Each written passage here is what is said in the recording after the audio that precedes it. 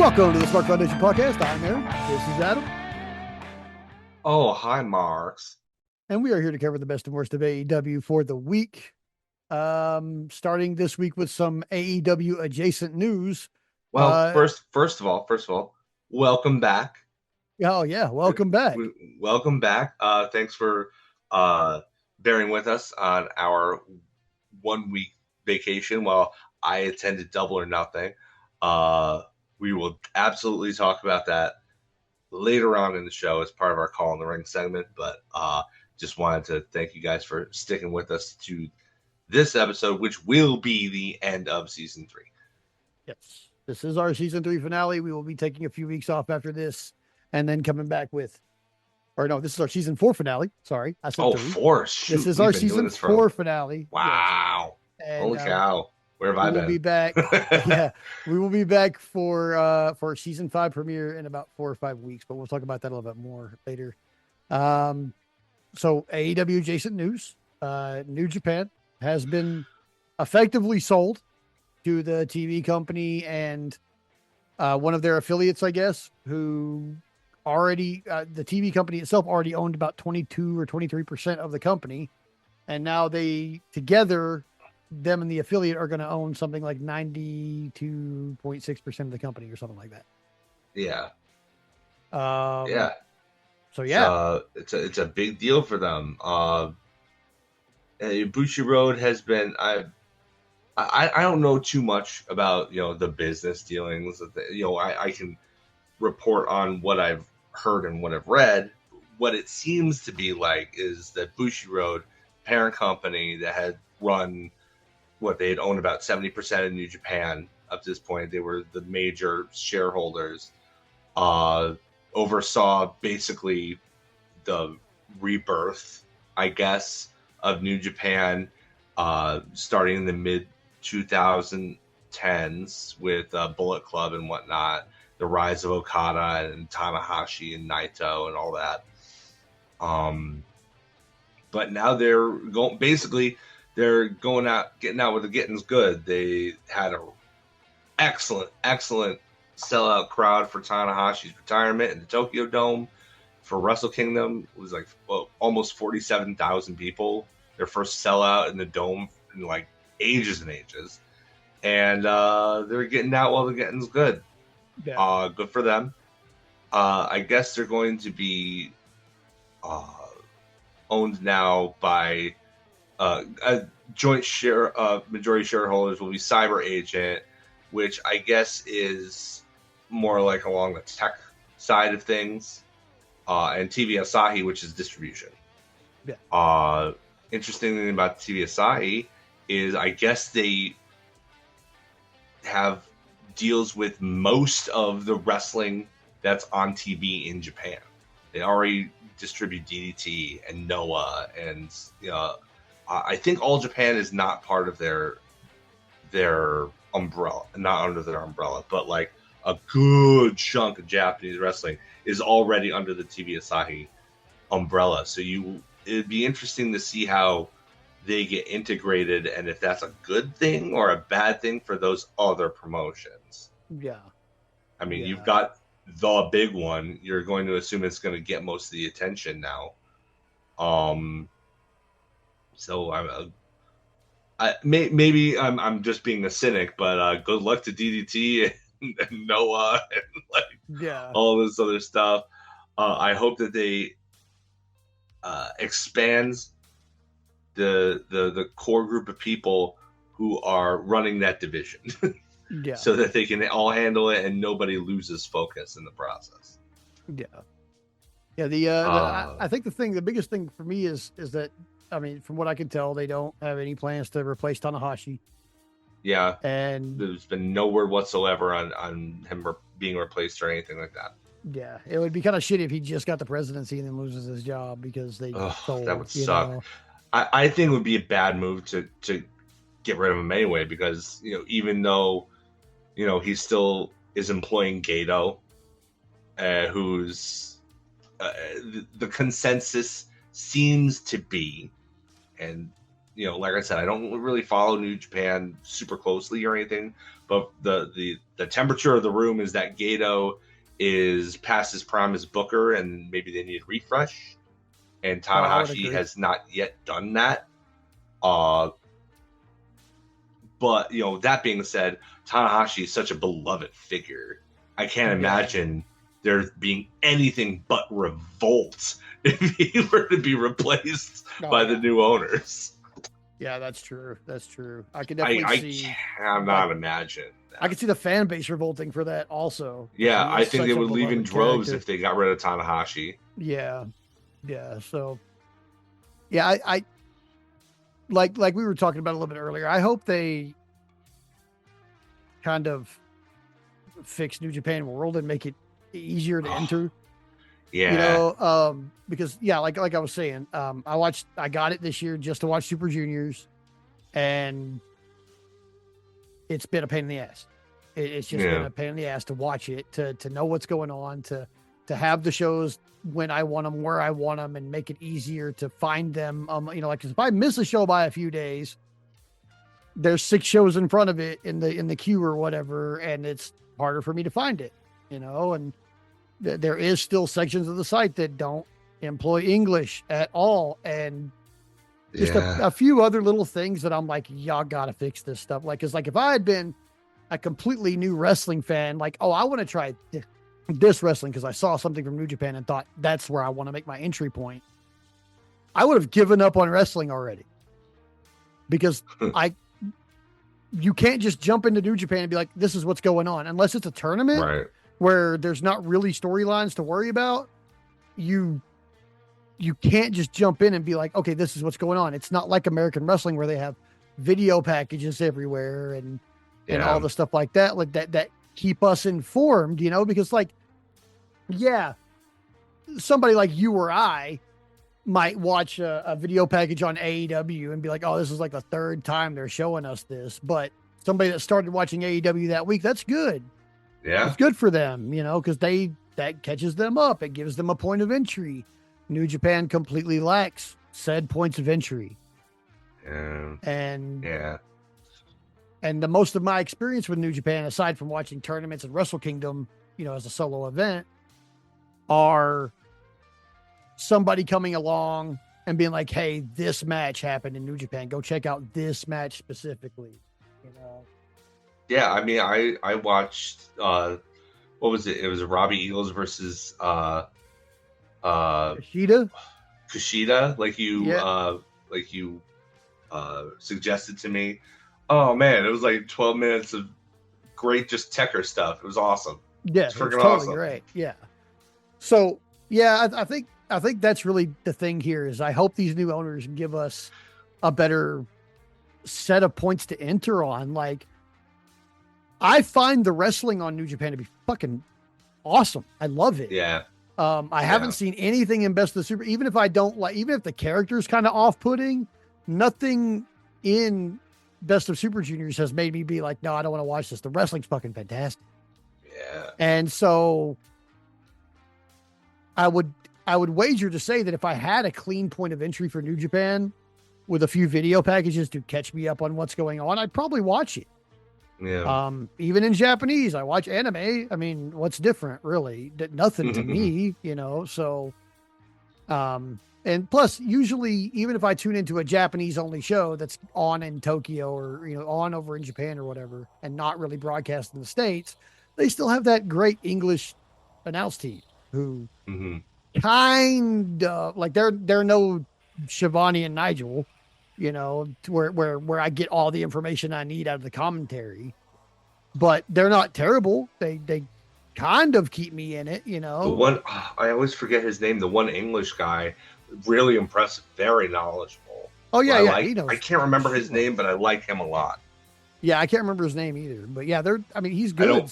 Clearly I don't watch enough for me to remember his name. Right. I'm sorry if we have any rabid New Japan fans among our listeners. I'm sorry. Yeah, we're not hating. We're not hating at all. We're just absolutely not. 100%. We're not like willfully ignorant either. It's just ignorance. Like we just don't know. We don't know. It's good faith ignorance. Yeah, it's good. We don't want to be. It's a matter of time in our lives, basically, Yeah, to yeah, try like and squeeze it in. yeah, like kind of to segue into our main segments here. We had 5 hours of fucking television wrestling to consume this week, which On top of I pay-per-view. yeah on top of pay per view, which I thought was actually going to be 4 hours. Like I thought they were going to do the 1 hour collision on Saturday, and that's not what happened. And while No, because I was yeah. surprised and happy, I also had to work at 7:30 this morning. So Yeah. like Yeah, what happened there was they did the three. It's the number of hours on the contract. So last week they had the 2 hour Dynamite plus the 1 hour of collision on top of it. No collision on Saturday, but that still means that there was an hour of collision left that they needed to fulfill on that contract. So they put that 1 hour on the next week's Dynamite. okay. So it's the total number of hours of wrestling content over the course of the 2 weeks on TBS and TNT was the same. Yeah. Okay. Instead of 4 hours and 4 hours, it was 3 hours and 5 hours. That's it. Yeah. Though I do think that before we get really into it, that 5 hours a week, maybe like a 3 hour Dynamite, was totally fucking justified this week. And I think this week made a great case for us to always have a 3 hour Dynamite, except for one thing, and we'll talk about that. And I know exactly what you're going to say. Positive you will fucking agree with me because we talk about this a lot. So we will, when we get there, we will get there. And trust me, to my podcast sisters out there, I am going to be doing all the bitching for you. Okay. So anyway, let's start off with Collision. We got Dynamite and Collision. We got Dynamite and Collision from the Leah Chorus Center in Philadelphia. I hope I said that right. I probably didn't, but that's the way it looks phonetically. So what I'm going with. Yeah. But anyway, we had a really great 3 hour Dynamite. I really liked this venue. The crowd was super hot. My God. Philadelphia at its best. Yeah, Philadelphia at its best. For a caveat into what we're going to be talking about later, I don't think they were as hot as that New York crowd, but they were still hot for a Dynamite. It was a really good crowd. I thought they held. And they maintained into the third hour too. Yeah, they maintained, which was important because a lot of cool shit happened in the third hour that needed that, an audience. That energy. Yeah, who had the energy to put into it. Yeah. So we started off with Will Ospreay and Kenny Omega catching up after Double or Nothing. And we go back to Renee Paquette backstage after Double or Nothing to talk about Ospreay after his win over Samoa Joe. And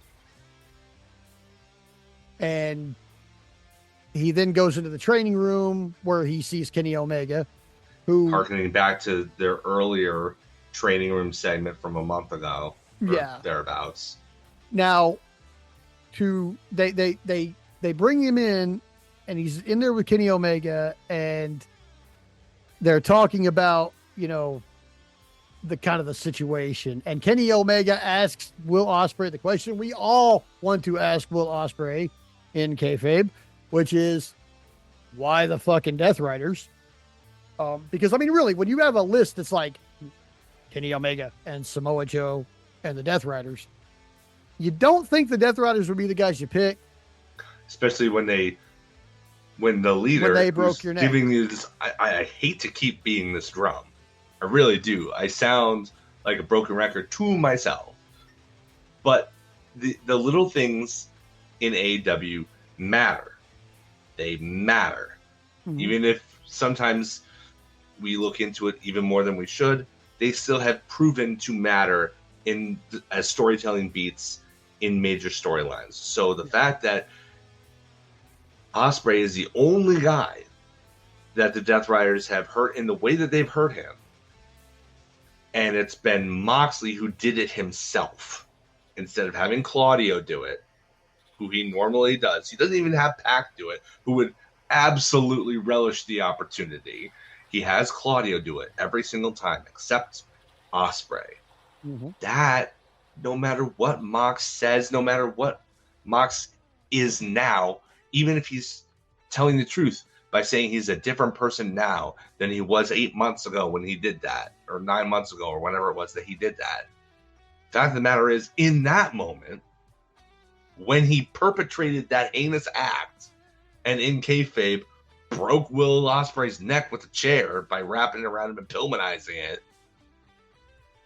it was personal. Yeah, he says it wasn't, but he says it wasn't, but it clearly was, because the only time he didn't have his lieutenant do it for him.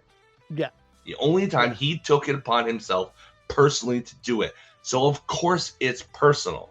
So yes, absolutely. To your point, Aaron, that is a question that is worth asking. Why would you go to him and accept his offer? The only reason I can think of is that he's keeping a betrayal on the DL.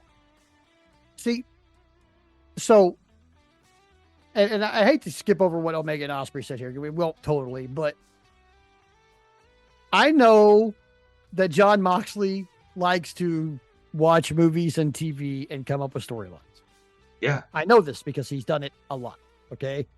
I mean, he says very plainly in his book that's what he does. Now, this one, forgive my fucking pattern recognition, and for all of you, if this ruins it for everybody, I'm sorry.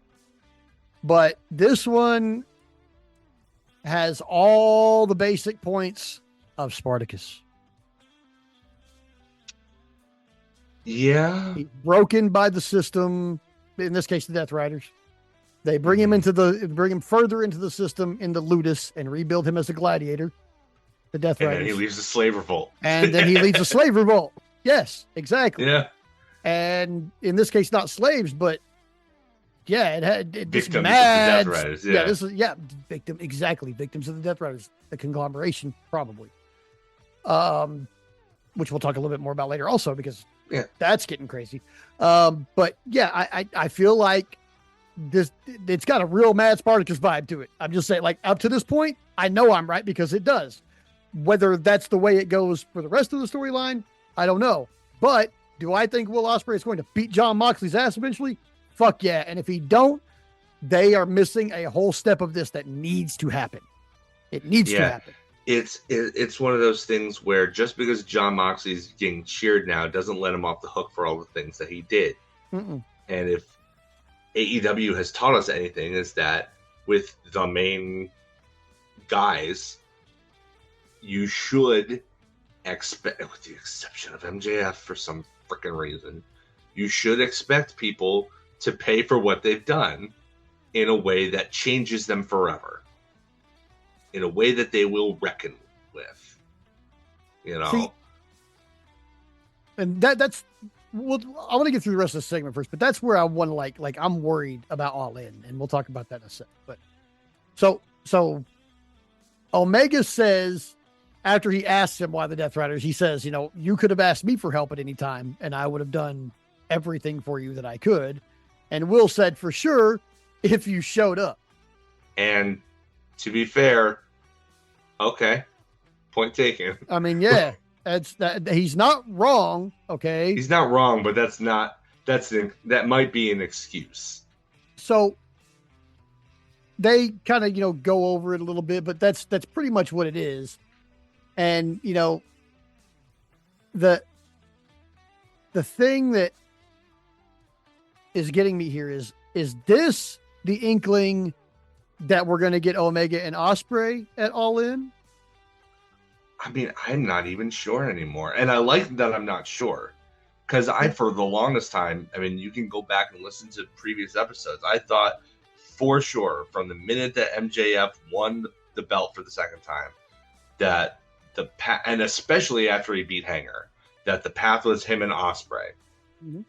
Like, I knew that Ospreay was going to win and get the match in Wembley because that's the thing that makes the most sense, both storyline wise and business wise. Yeah. Who his opponent was up in the air until MJF beat Hanger. And at that point, it was like, okay, well, it's got to be MJF. And now I'm thrown into chaos because they've shown that they're willing to do short title reigns now at the top. Yeah. With Darby's reign. There's no reason to think that, and they made such a big deal about this being MJF's third title reign now. So now it's not a a focus on him having it for a long time, but now the focus is on how many times he's won, which leads me to believe that they're willing to scale back on, like, his first reign was over a year. Mm-hmm. Still the record for the longest AEW world title reign. Somehow, even though like most of it was garbage. But in my opinion. But yeah, like with this 1 month Darby turnaround, who's to say that MJF doesn't drop it before All into it to Kenny Omega and set that up? Even at the end of this segment, the last thing that Will said to Omega on the way out the door was, you know, in showing him that he, you know, even though he wasn't there, bruv, that he didn't have any hard feelings and that he still looks up to him, was, don't give up on that world title dream, man. Yeah. That's what he said. You don't say that as the exclamation point on a segment like this without it being intended to pay off somewhere down the line. Yeah. So here is my very short fantasy booking for the next 3 months that gives you something you really want, and then everybody else also something they really want. Ready for this? Okay. Kenny Omega. Okay, so after Forbidden Door, where MJF retains against whoever, doesn't matter. Yeah. We're on our way to Redemption, and that's the next pay-per-view now, right? It's like Forbidden Door, then Redemption, then All In. Then All right? In, yeah. Okay. Kenny Omega is now the challenger for Redemption. MJF spends that entire month between Forbidden Door and Redemption talking about how he's going to easy dub Kenny Omega and then take his happy butt to defend his third world title against Will Ospreay at All In, right? Yeah. Kenny wins the match. Kenny is now going to face Will Ospreay All In. That's set in stone. And the heartbreak of MJF saying, I am going to do this, and then failing spectacularly is what finally gives him some fucking self-reflection. I hope. Only to lead to him getting beat at All In by Kevin Knight for the TNT title.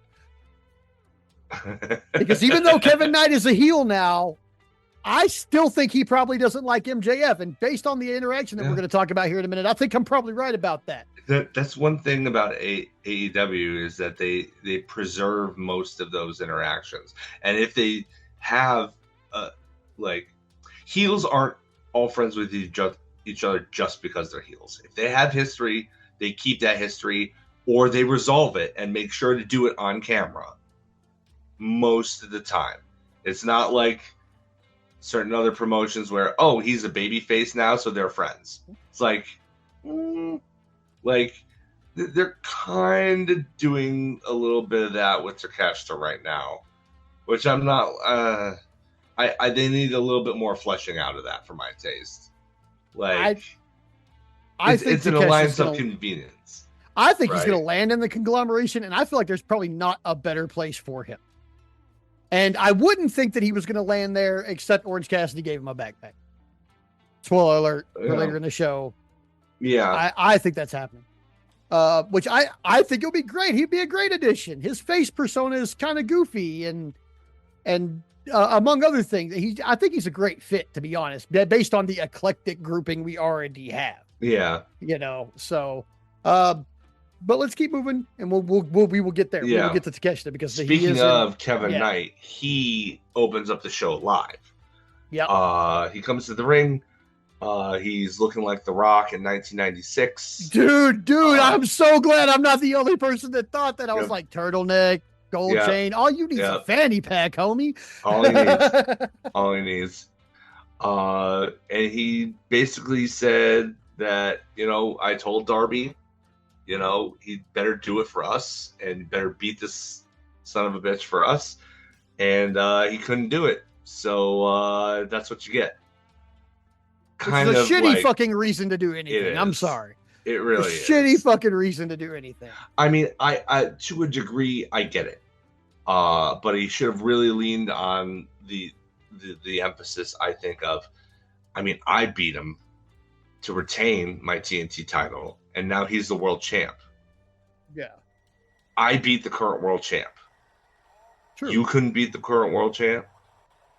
you don't deserve to be here anyway. I deserve your spot. Yeah, He that's didn't lean mad on heelish. that. He didn't lean on that though. No. That's not what he said. So, No, he did something way fucking but worse. let me tell you what, that heel turn worked because this crowd was all over him. Fuck All you, over Kevin. him. Fuck you, Kevin Chance, from the second his music started. Yep. And it Oof. lasted until he was well into this promo. Yeah. Philly was Phillying for fucking sure. Okay. Yeah, they definitely were. This brotherly love my ass, guys. I'm sorry. All right? He didn't need the cheap heat on the Sixers. No, he could have not. left that out and he would have been fine. He could have. I mean, it worked because they made him boo him harder, sure, yeah. but he could have totally left that shit alone. And I mean, they were already. But he didn't even say a word before they were like, "Fuck you, Kevin," and chanted that loudly for like a good 3 or 4 minutes. Like it was on. Yeah. So did the heel turn work? Fuck yeah, it did. Totally. And then they doubled down on it when Speedball came out to confront him about it. And he was so Canadian about it. He was. He was so Canadian about it. This is how you know Speedball's not American. Because his response to this situation was not, take this man's head off with my foot. It was, you will apologize and take responsibility for your actions. And we can fix this. Yeah. Which, because Kevin Knight is an American, sorry, Speedball, that is not the fucking way this is going down, bud. Yeah. And in a better world, it would have been. This is not that world. This is not that world. So Kevin shoulder checks him and then comes back with a lariat and lays him out. Which, honestly, that part was a little crazy to me because I have definitely seen Speedball take way worse than a fucking lariat and get right back up. Yeah. So how this, maybe it was the emotional damage. The emotional damage. Shock. You know, like maybe this it was the emotional shock of betrayal and sadness that goes along with it. Mm-hmm. Though we will talk about. Go ahead. You were the chosen one. You were the chosen one. That whole thing. It's very much in that same vein, I think. Now, anytime I see a segment like this end like that, I always chalk it up to the emotional aspect of it. Yeah. So now we will talk about a little bit later in the show a bit of a different attitude immediately following this that we got to see out of Speedball. Yeah. Which I am kind of excited for. For real. We'll talk about that here in a minute because I'm a little bit real happy about it. Like I'm hyped. After that, we've got Renee Paquette. Yes, I believe Renee Paquette backstage with the demand. With the demand, talking about the next Ricochet and Jericho match, I guess. Which I think, it happened. Everybody was banned from ringside, and it was. Was this announced? The match itself, I think was announced within like a couple hours of the show going on. I don't think they announced the step of everybody being banned until the show itself. Okay. I think. So that was the first I remember hearing of it was on the show. It's like, oh, they're gonna blow this off then. Great, awesome. Now, here's what I didn't expect, because we get now the Jericho and Ricochet match, and two things happened that I did not expect. One, it was really fucking good. It was real good. They saved the best for last on this one. It was they knocked it out of the park. This was great. I'm okay, guys. Like, look, there's a little hitch in Jericho's step, a little bit. I mean, the guy's getting up there in age for a wrestler, especially coming from an era where he came from, where like brain damage is the norm. There is a little bit of a hitch in his step, but if you're going to tell me, which 6 months ago, Aaron, on this very show would argue with me right fucking now. But I will tell you that if you're trying to tell me that Chris Jericho is not putting on great performances and using his own history to make some really compelling and interesting TV, I will tell you very kindly that you are wrong and fuck yourself. Because you're entitled to your incorrect opinion. Yeah, you're entitled to your incorrect opinion, but it is fucking incorrect. This match was fucking good. Yeah, this was good. I didn't. It reminded me of the Bandito match. Yeah. You know, like I granted that match had a little bit more drama with it, with a fantastic finish involving Bandito's family at ringside and stuff like that. But in ring, it reminded me a lot of that because it's like Jericho was doing his very level best to keep up with the guy and doing like pretty decent job of it considering his current I don't want to say skill level. I want to say execution level probably is more precise and more PC really. But yeah, no, I was really entertained by this. It was back and forth. I thought their first meeting on pay-per-view was good. Yeah. I think this was better. I think this was the better match. So too. Now, here's why I really liked it, because it surprised me. Because after hearing, everybody's banned from ringside, they were kind of talking like this was going to be a blow off. Okay, cool. We're having a blow off on TV. That doesn't happen very often, but let's go ahead and get her done. I totally expected Ricochet to pick up the dub here, and he didn't. And yeah, I am not even mad about that. I was so fucking surprised, and the match was so good that I couldn't help myself. I was just like, this is fucking great. Yeah, I was really satisfied with the match, the ending. Yeah, I mean, but what I was really hyped about was the aftermath, though. Oh yeah, dude, when Ciampa attacked him, my first thought in my head, because I am a natural cynic, was how the fuck, like, okay, why does this even make sense? Turns out that something we'll talk about later in the show makes it not have to fucking make sense, because it's already awesome. So but yeah, Ciampa lays him out with that bicycle knee, and we're going to hear more about that here a little bit on the show. We will talk at length about that because I'm actually very fucking excited. I'm really like to put it succinctly, on Collision, Tommaso Ciampa made it really, really clear that this isn't going to be your run of the mill, Jericho feud in this late stage of his career. This is going to be something different, and I really hope it lives up to my hopes, because I think it might be special, actually. Yeah, I think so too. After that, we've got Andrade solo backstage, and what I can only describe as a legit face promo. Yeah. And also the best how we've gotten so far. Yeah. The best how Like, and I'm so glad they're leaning into it. I love that. So glad. I love that he dismissed even though Stadium Stampede was not stupid. I love that he dismissed it as stupid. Even though that's a little heelish, I also love that he dismissed MJF as stupid. And he was like, how are you? And my favorite, how are you going to compare it to a real Latino man? Yeah. You think you're better than a real Latino man? How you know? I love it. I love how man. Andrade is barreling towards a face turn. Yeah, okay, he has to sooner be than later. Like we'll talk a little bit later about the Stadium Stampede match and the fucking hilarious shit that happened with Andrade there.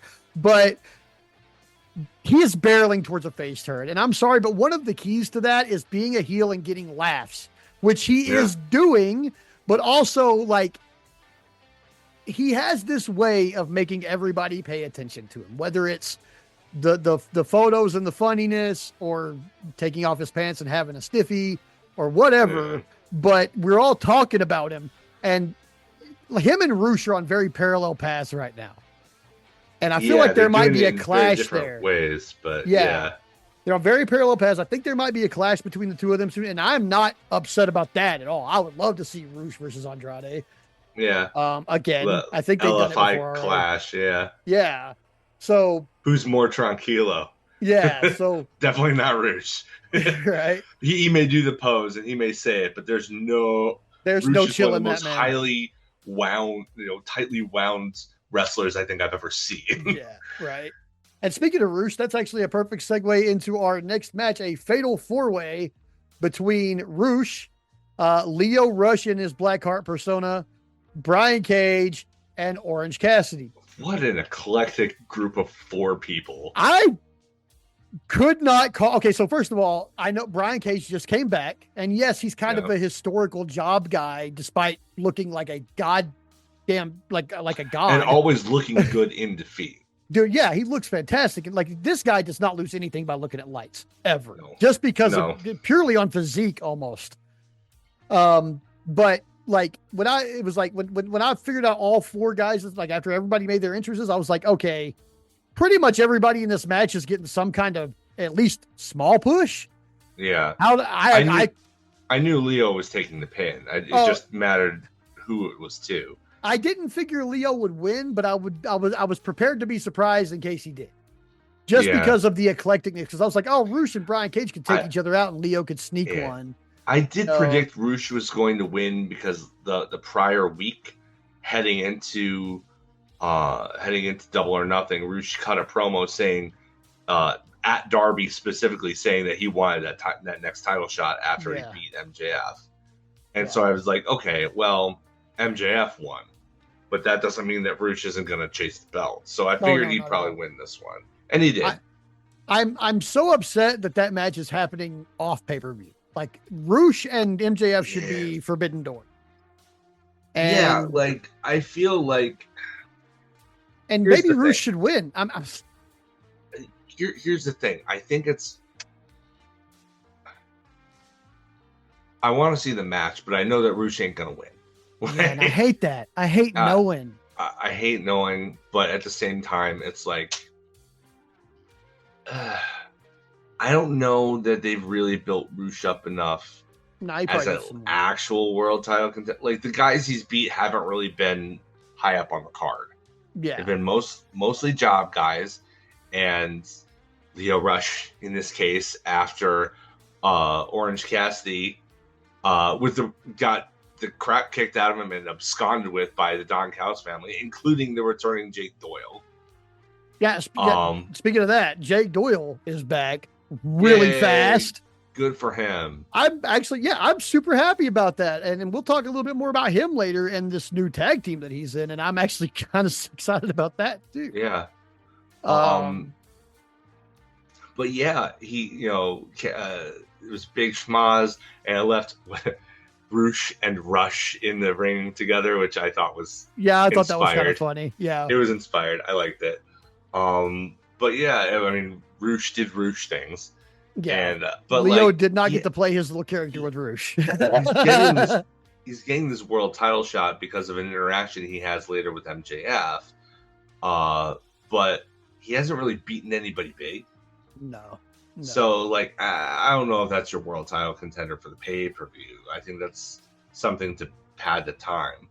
Basically. I think maybe it's going to be Andrade. I would love for it to be Andrade. It would make a lot of sense given that it's Forbidden Door. He's the New Japan Global Heavyweight Champion right now. Yeah. He also has CMLL ties. So it would be, thematically, it would be pretty good. I would be sad though, because when those two finally do face off, I want Andrade to go over. Oh, same. And he won't. Same. If the world title's on the line, I don't think it's gonna happen. Yeah, I just don't.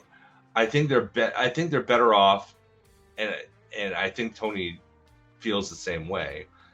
Teasing that he's gonna get in the world title picture, but getting him distracted by other things in the upper mid card until such time that he's kind of in a better position where you think he actually could win it.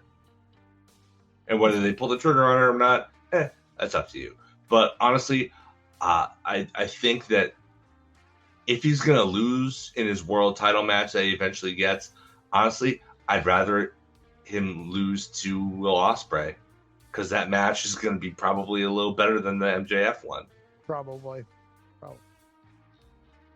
No disrespect to MJF, who's an excellent wrestler, but like, Andrade versus Ospreay, man. Like, yeah. Come on. Come on. Yeah. So I think that they're probably just going to keep like basically edging him out, and in the process edging us out as an audience. And then he'll probably flip face fully before he gets his world title shot, I would imagine. I hope so. But speaking of MJF, our world champion, we got Renee Paquette backstage trying to get a word with him. I love how many speaking ofs that we're already doing. It just proves how interconnected everything is in AEW right now. True. Like, everything affects everything, and I love it. Now, we all know that I have a bugaboo about fucking with the Luchador's mask. Yeah. You want to know what else I have a bugaboo about? What's that? Dragging a goddamn world champion across the ground. Like the championship belt, like dragging it like that. Like, I fucking hated this. I didn't hate that he came in carrying the Triple B. I totally fucking expected that. I hated that he came in disrespecting Darby's version of the world title and just dragging it around and then threw it in the trash. Like, okay, this guys, like, somebody explain to me in the history of wrestling when throwing a belt in the trash has ever been effective or good for the business. I will say it does fit with his character because he's only ever going to wear his particular leather strap because of his vanity, which he has only reinforced by not having to lose his hair. So from a character standpoint, it absolutely is something that MJF would do. I don't disagree with your sentiment about how you feel about it. That's fine. I will say this wasn't like, it didn't affect me as personally because I don't particularly have that bugaboo, but I see where you're coming from, but I also see where it's effective of him getting heat. So, no. It definitely gave him heat from me. It worked. Okay. Like, it worked. But, and I mean, legit heat, but like, and it worked. He's a heel. I get it. Like, I'm supposed to be pissed off at the shit he does, and he does shit to piss me off. He's really good at doing shit to piss people in the business off. Like, he's really good at working the boys. So I'm not mad at it, but at the same time, I'm like, this is one of those things where I'd be like, all right, if we're going to do that, I will, respectfully bow out of the creative for it because I'm not going to be involved in that, and I'll come back next week. Or at the very least, like, have somebody acknowledge it. Yeah. Like, nobody acknowledged it. I think probably just because people, even his fellow wrestlers is like, he's going to do this, isn't he? Yeah, all right, whatever. He's this guy. But, do we really need to keep banging that drum? Because it's not even the first time that he's done something like that. So, yeah. So before MJF can say anything to Renee, Kevin Knight comes in, and MJF is thanking him for doing what he did to Darby and all that. But Kevin Knight is, not really coalescing with that. He's more like, I'm still coming to take that title. I still hate you, and I'm still coming to take that title from you. Yeah. And MJF, of course, blows him off. He's like, goals are good, kid. Yeah. But then, he kind of bounces out of the situation. Knight turns around to leave, and he runs right into Protostar, which is something I've been waiting to happen because that is Kyle's belt that he is wearing. Yep. And as much as I want to see Kyle take the next step up and maybe go international or world, that is the title that he had to relinquish that he technically never lost. Yeah. And the problem is, though, that's heel. Two of the most reviled people in the company right now. Yeah. So, like, you might want to add a third, like a baby face in there and do it as a triple threat match because otherwise, crickets. Yeah. I mean, I'd add Speedball and we're good. Add Speedball. Oh, perfect. Yeah. Perfect. He has bangers with both of those guys. The three of them together probably have some kind of like gravity defying fucking awesome fest. So, dude, yeah. I'm still buzzing to this day about Speedball Fletcher 2. Oh, dude. Look, God. Match of the year candidate without question. Like, incredible. And that was like 4 months ago now. I'm like, right. So that would make a lot of sense. And especially since, spoiler alert, they're doing the TNT title one-on-one Kevin Knight and Speedball already coming up this week. Maybe that's where they're thinking. Maybe that's where they're going. Maybe. We'll see. I don't know. Fletcher has business with Takeshita too. So I don't know. Yeah. That's why I think he might be going for international because, Right? they actually Yeah. have business now. Yeah. After that, we get Mark Briscoe back with the conglomeration. He says he's happy to celebrate 26 years of being a pro wrestler. And he prides himself on not taking days off and that his brother's voice tells him he was born to fly. Mark Briscoe, congratulations on being in this business 26 years and not being completely broken down or completely fucking crazy. Yeah. And your brother is right. You are born to fly. You have one of the most fantastic frog splashes and elbows in the business right now. That is no fucking lie. That is no bullshit. I'm not blowing smoke up Mark Briscoe, who's probably not even listening to me's ass. That's true. He has one of the best frog splashes and one of the best fucking elbows in the business. Period. And then the combination of the two, it makes it even better. But yeah, so cool. Mark Briscoe got to come out and announce his 26th anniversary of wrestling. That's cool. Wasn't much more to it than that. And then after that, we get a relatively short Brawling Birds promo with Renee backstage. Talking about, Willow pulling out of the tournament and Windsor taking on a not really being afraid of taking on a wild card, but also kind of hinting, that they're going to live their own Wembley dreams. And I think we're already here planting the seeds for Brawling Birds versus Divine Dominion at All In. Yeah, I think her bringing up the idea that she and Ospreay could both be world champions at All In singles because of Owen Hart tournament victories. I think that's a red herring. I don't think she's going to be the world champion. No, I think that I still think it's going to be the Brawling Birds. I mean, why give her? Why give one Brit the moment when you can give two Brits the moment in the same match? Exactly. Exactly. Spread it around. But yeah, I think that was a red herring. But I do think that whoever the wild card is, Windsor will probably beat them. She may even make it to the finals, but I don't think she wins. I think she probably wins unless it's Mercedes. Yeah. I just don't see bringing Mercedes in for a wild card match and not having her win, being that it would be her return and everything. But if that's the case, though, then you will know that plans have massively shifted. Oh yeah, they will definitely have changed.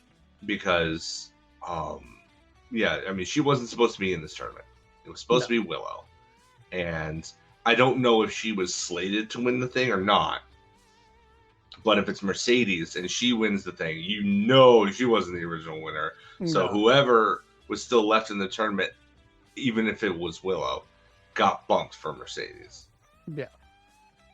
I think it's, as far as the winner is concerned, I think it's probably Persephone.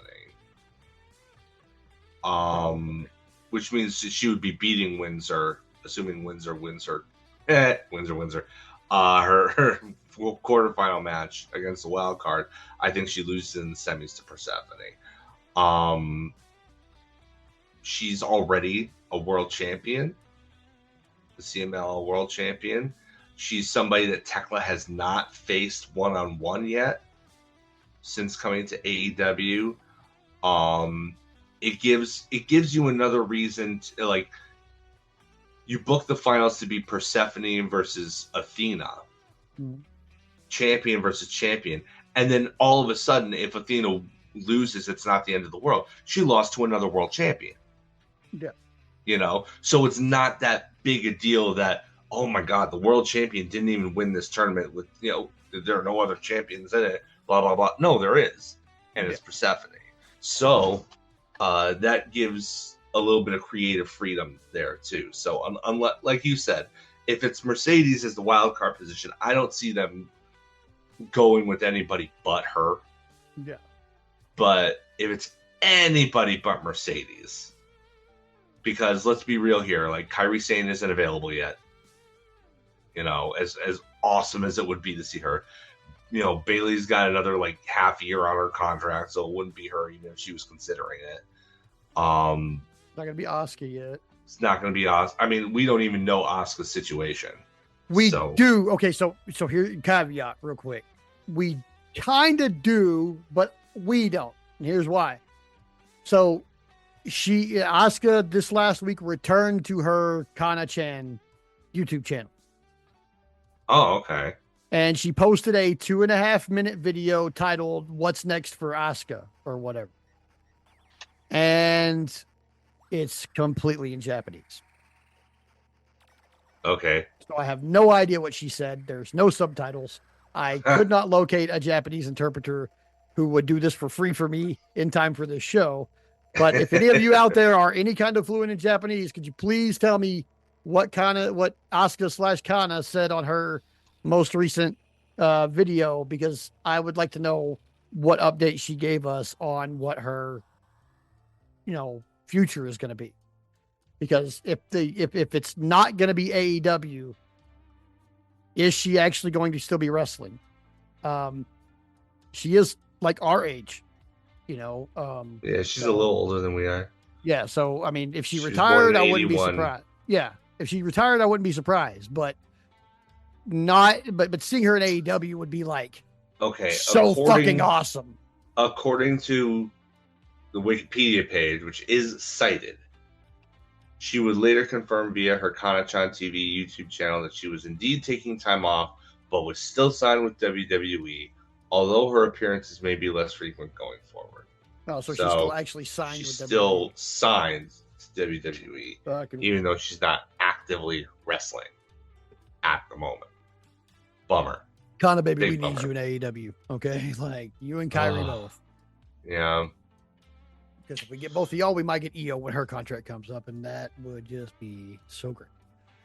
I don't know. Io seems to be one of the only women they are actually like treating relatively well at the moment. Yeah. So I don't know fair. if she has any incentive to leave, really. Yeah. Professionally speaking, anyway. I think as far as anybody who's signed right now, who would have incentive to come to AEW, it's Rhea. Yeah. And only because Buddy works over here. But would she in her position, would she ever leave WWE? Yeah, maybe not. Because she's in a unique position where she gets to live her dream and go do the big wrestling thing, and she lives somewhere else, so she gets to be completely removed from our politics also. Yeah. Which, lucky her, I guess. But yeah, I mean, I would love to see any of them, but I don't know. I have a sneaking suspicion it's going to be Mercedes, but knowing Tony, he could surprise me. It could be, Emi Sakura or somebody like that, which Emi Sakura versus Windsor. I would like to see that. Thank you. Put it on the list. I do miss Emi Sakura. I also miss Nyla Rose. Oh, I would love it if it was Nyla. Yeah. I would love so hard if it was Nyla. Dude, can you imagine how hard hitting that match would be, Nyla versus Windsor? Jeez Louise. The only thing that precludes me from thinking it might be Nyla is I think she's been in Japan lately. Oh, good for her. I think she's over there because I think there were some Stardom matches that I saw her in over the last few weeks. So that's cool. I think Nyla's working in Japan right now. I'm not sure that that's still what's happening, but I know I did see her recently over there working over there. So, which is cool. Like she needs to work all the time. Put her everywhere. I know she's going to be doing a T4T thing with Kid Bandit here in a couple of months, I think. But that's the only other show I've seen her posted for. So, haven't seen her posting a lot lately on Blue Sky, which is kind of odd because she's like usually on there all the very time. active. Yeah. Maybe the algorithm's just screwing me at this point, not showing me who I want to see, despite all the times I interact with her. Yeah. But yeah, Nyla would be a great one. Pretty much like. What if it was a returning Ruby Soho? Haven't seen her in a long time. I wouldn't be mad at that. Look, there's a lot of ladies who are on the shelf right now who are available to wrestle that I wouldn't be mad if it was any of them. Yeah. And we'll get further into that a little bit later, like I said. But it could be a lot of people. I'm kind of banking on Mercedes, but at the same time, I don't know.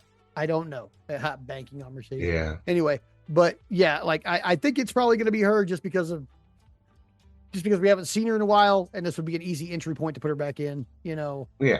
But that's all, whether or not she's, done with her super long vacation with her newly minted lawyer boyfriend, who we also have not seen on TV in a freaking long time. Well, apparently there's visa issues right now. Yeah, which I think is freaking odd for a country that shares a border with us that you can walk across for tacos. Especially when that person's a lawyer. Yeah, he's a freaking lawyer. They should be able to figure it out. If he can't figure out his visa issues, there is something severely wrong with the visa program right now. And honestly, that's probably the case. Yeah, considering the other stuff that's going on in that milieu. Yeah, it wouldn't surprise me at all. Honestly, if you have Mexican citizen on your passport, guys like Roosh and any of the, basically all of the luchadors in AEW, like if you guys are Mexican citizens living in Mexico, please be careful. Be careful. And I would really like, and this is not xenophobic in any way. This is just a legitimate thing. Think twice about coming here.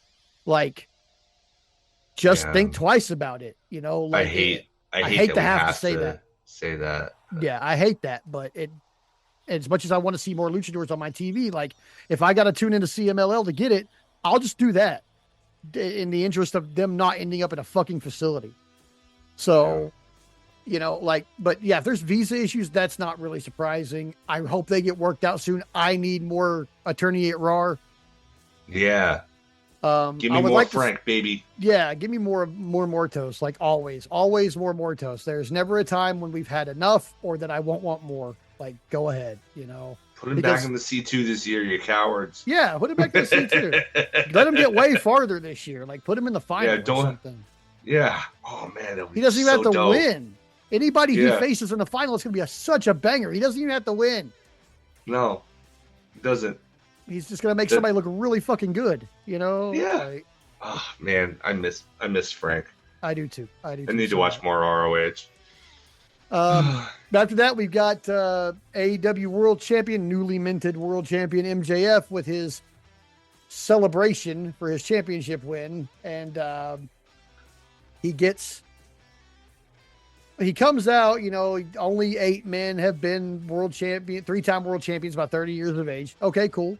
You know, that's cool. It's a pretty good company, too. Did he list them? He didn't list them, but there is... Yeah, I want to know the list. There's only 8. We can go over the list real quick because there's only 8 of them. But as far as I know, yeah, he should be in pretty good company. Because you either got to be the biggest character in the world or the best wrestler. Is Luthez. Oh, fuck. Okay, we're already in great company. The Rock. Okay. Brock Lesnar. Randy Orton. Okay. John Cena. Figures. Shinsuke Nakamura. Fucking A. And Kazuchika Okada. That's wonderful company to be in for the most part. Yeah, other than like Lesnar, incredible company. Yeah, other than like Lesnar, everybody on there, like I have no problem with any of those wrestlers. John Cena's kind of wishy-washy these days, but I used to be a super fucking Cena fan, so I can't even be mad that he's in that list. And I knew he would be. I was like, John Cena's got to be in there. Thought maybe Bruno might be in there, but he probably had the title when he was 30 for 5 years. Yeah. You know, so he was only ever a 2-time world champion, but he was like champion for like cumulatively like 13 years or something. Yeah, something that. like so, that. I mean, but yeah, so he's MJF. He's in this great company of these 8, these 7 other guys. And then he drops a flag behind him, and it's this big Burberry thing, but it says 3-time world champion on it and all that. But then here comes Mark Briscoe. Yeah, the Chaos Goblin. I fucking love Mark Briscoe because every time he comes out, some heel is about to have a whole big old like fucking tractor tire size wrench thrown into his plans. And I love that about Mark Briscoe. I love the Chaos Goblin of AEW. And he comes out and he immediately rips that flag off the fucking ceiling. Yep. And he, pisses off, MJF. And then he said, seeing MJF in Philadelphia is like seeing a stranger in a strange place. It's like if a penguin were wandering through the desert, and I'm not talking about one of those exotic South American beach penguins. Legit. What, Mark? First of all, what? But second of all, great. Just look up Galapagos penguins. Okay, yeah, fair enough. It's really weird because he says shit that sounds like it makes no fucking sense, but it absolutely makes sense. Like yeah, yeah. Like MJF really had a look does. on his face like there's not beach penguins. Wrong. There are. There There are. Yeah. absolutely are. So, he's like, here in Philly, there's some of the toughest human beings on the planet. You stick out like a sore thumb because you're not tough. You're self-absorbed. You believe you're above all of us. But it wasn't too long ago that I pinned your sorry ass in the ring. Yeah. So, Briscoe's really, he says, I don't want to beat around the bush after that, but he already kind of beat around the bush for a bit. Yeah. But yeah, now he wants a title shot. And he said, are you going to be a soft bitch or are you going to man up? So he says, basically MJF tells him no, and that he's not on the level, which anytime MJF dismisses somebody and says they're not on his level, they end up with a title shot. So we're probably going to get a Briscoe title shot again here pretty soon. Yeah. And then it makes sense, but like, I thought we were done with this. Yeah. But then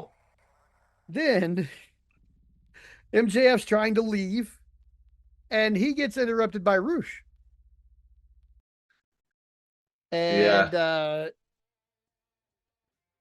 and Roosh is he tells him straight up, I want a world title shot. When you mess with the bull, you get the Harns. Yeah. And the Harns. And sometimes there's not even an S on the end. Yeah. But MJF's like, hey, you want to lock horns with the devil? Or you want to, go against me for the title tonight? And everybody cheers. He's like, psych, which I have not heard anybody use a psych in so freaking long. Like, I was surprised one of my kids. I didn't think he was old enough to remember when that was a thing. Right. I was surprised one of my kids to be like, what's psych? Yeah. But he says next week we're going to have our title match and you better be prepared because the bull is going to lock horns with the devil. And that made me so excited for this match. Great line. Even though I know MJF is probably going to win.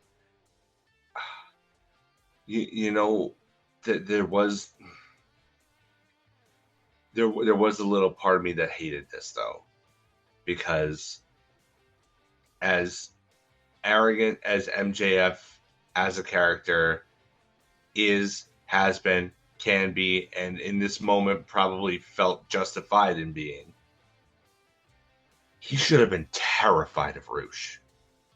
Yeah. This is the kind of wrestler that a guy like MJF should be horrified about the prospect of facing. Yeah, he should be. He should have been peeing his pants like freaking Vince McMahon when Austin had the toy gun. I mean, literally, he should have literally let loose his bladder when Roosh came out here, and tried to avoid getting a title shot at all costs, only for Roosh to bully him into it. That's what should have happened. Yeah, and then have him. MJF can still go over. I have no qualms with that because it's probably what should happen anyway. Yeah. But like, have him do it by the skin of his teeth with lots of cheating. Like, Roosh is a guy who has been booked to be an absolute, even if it's been against mostly job guys, as just this unstoppable, violent destruction machine. Yeah. And like, MJF is a coward, and he should have been quaking in his Milanos. Like, he really should have been. He should have been, and he wasn't, and that annoyed me. I'm like, usually MJF is so good at putting his opponents over on the mic too, and to me it's just like, it didn't hit. I mean, I don't know. To me, it was like, you should have done the mic job for him just now, and you didn't. Yeah. So I think MJF should have been more afraid. I mean, Roosh is a killer, man, and he's not going to Viscount of violence. Yeah, even if he's going to lose this match, he is not going to refrain from beating the shit out of you. That's gonna happen. Like, he's gonna choke. He's gonna legit choke him with that cord from under the ring. He's gonna probably. Yeah. Yeah. So, I mean, we'll see how this match turns out. I'm excited to see it. I really hope Roosh lives up to the level of violence that we have come to expect from him. Yeah, I don't. I am not a proponent of actually roughing people up in the ring and taking liberties. I am not for that. If somebody does it to you, give them a receipt. Absolutely stand up for yourself and defend yourself and let them know that you won't be played around with. But don't instigate. Nah. Don't be that guy. And Roosh seems to kind of be that guy. I hope he doesn't take advantage of MJF in that ring next week. But I could see it happening. Yeah. Well, see, mostly because he didn't really like he only kind of halfway put him over. He put him over in the way that he was speaking about Mark Briscoe to contrast him. He said, I understand that this isn't just a sport, this is a business. And, at least you compare it to Mark Briscoe, you've got a great look, you've got a catchphrase that the people are into, you've been racking up wins.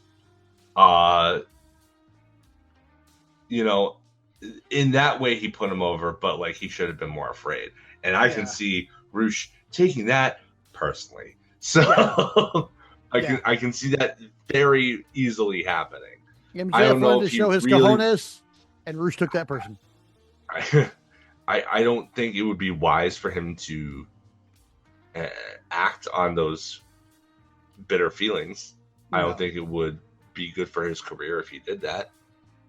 Well, MJF is the golden goose right now. You don't mess with that. But he's a proud and not so wise individual. So we'll see what happens. Yeah. I expect violence. So that's where we're at. Yeah. After that, we've got we check in with the Jurassic Express national tour, I guess, even though it's not a national title tour anymore. And Jack Perry's like, hey, we got to get to the arena. I got a match coming up soon. But Luchasaurus pulls up to the Rocky Steps and makes Jack Perry run them before he can go have his match. Yeah, and he does the montage deal. Yeah. Also, he's wearing yellow pants. Yeah. And I figured out what it was. They were in Philadelphia. He was doing a Sabu tribute.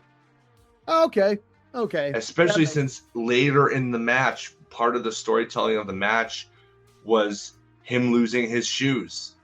And wrestling. It was so cleverly done. They wove it into the match as a tribute, but it wasn't like at the beginning of the match, oh, this is a tribute. Like, no, they snuck it in there as part of the storytelling of the match. It was brilliant. And the match itself, we'll get to later. Guess what? It was awesome. It was pretty awesome. It was awesome. It was better than their first two. I thought this was the best of the three that they've had.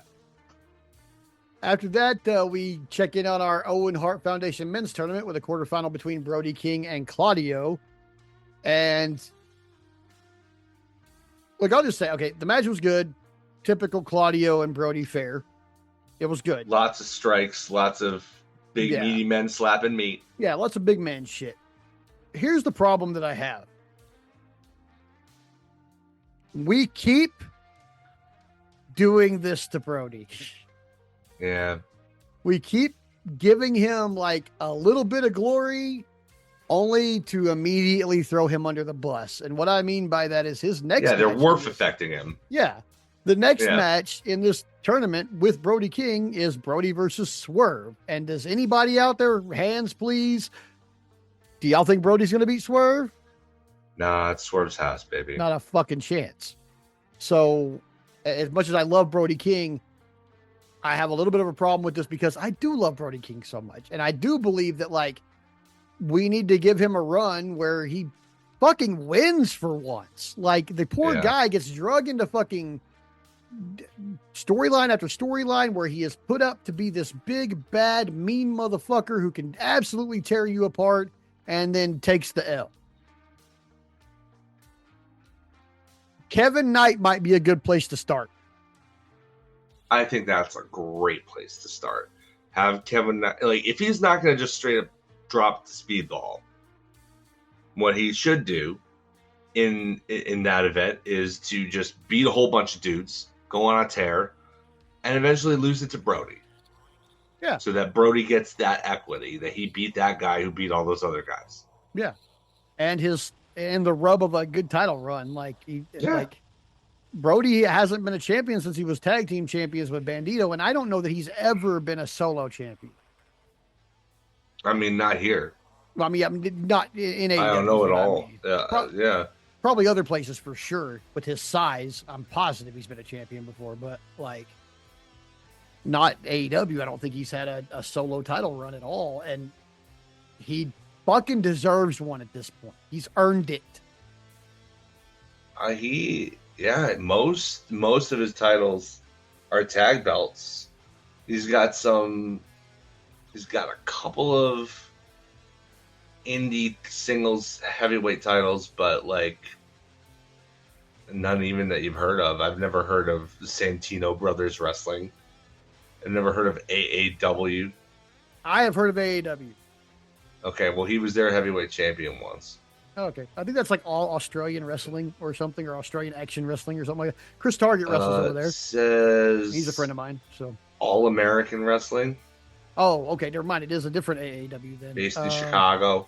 Okay, I mean, makes sense if a guy like him won a title in an indie in Chicago. I mean, it's kind of like a punk rock town. So, I mean, if you look at his resume, it's mostly what tag titles, including with PCO of all people, a stint as NWA World Tag Team Champion. Wow. Okay, that's not something I. He won the Crockett Cup with him too in 2019. Wow. Yeah. But yeah, so he needs a solo run in AEW, a nice solo title, give him a nice little TNT title run, international, continental, something like that. I'm not begging for a world title, maybe eventually, hopefully, eventually, but yeah, any of the lower card singles titles will fucking do at this point. Like, and Kevin Knight's a good place to start because heel. Yeah. I would like him to go after the continental title. I'd love to see him and John Moxley throw down for like 3 months, but yeah.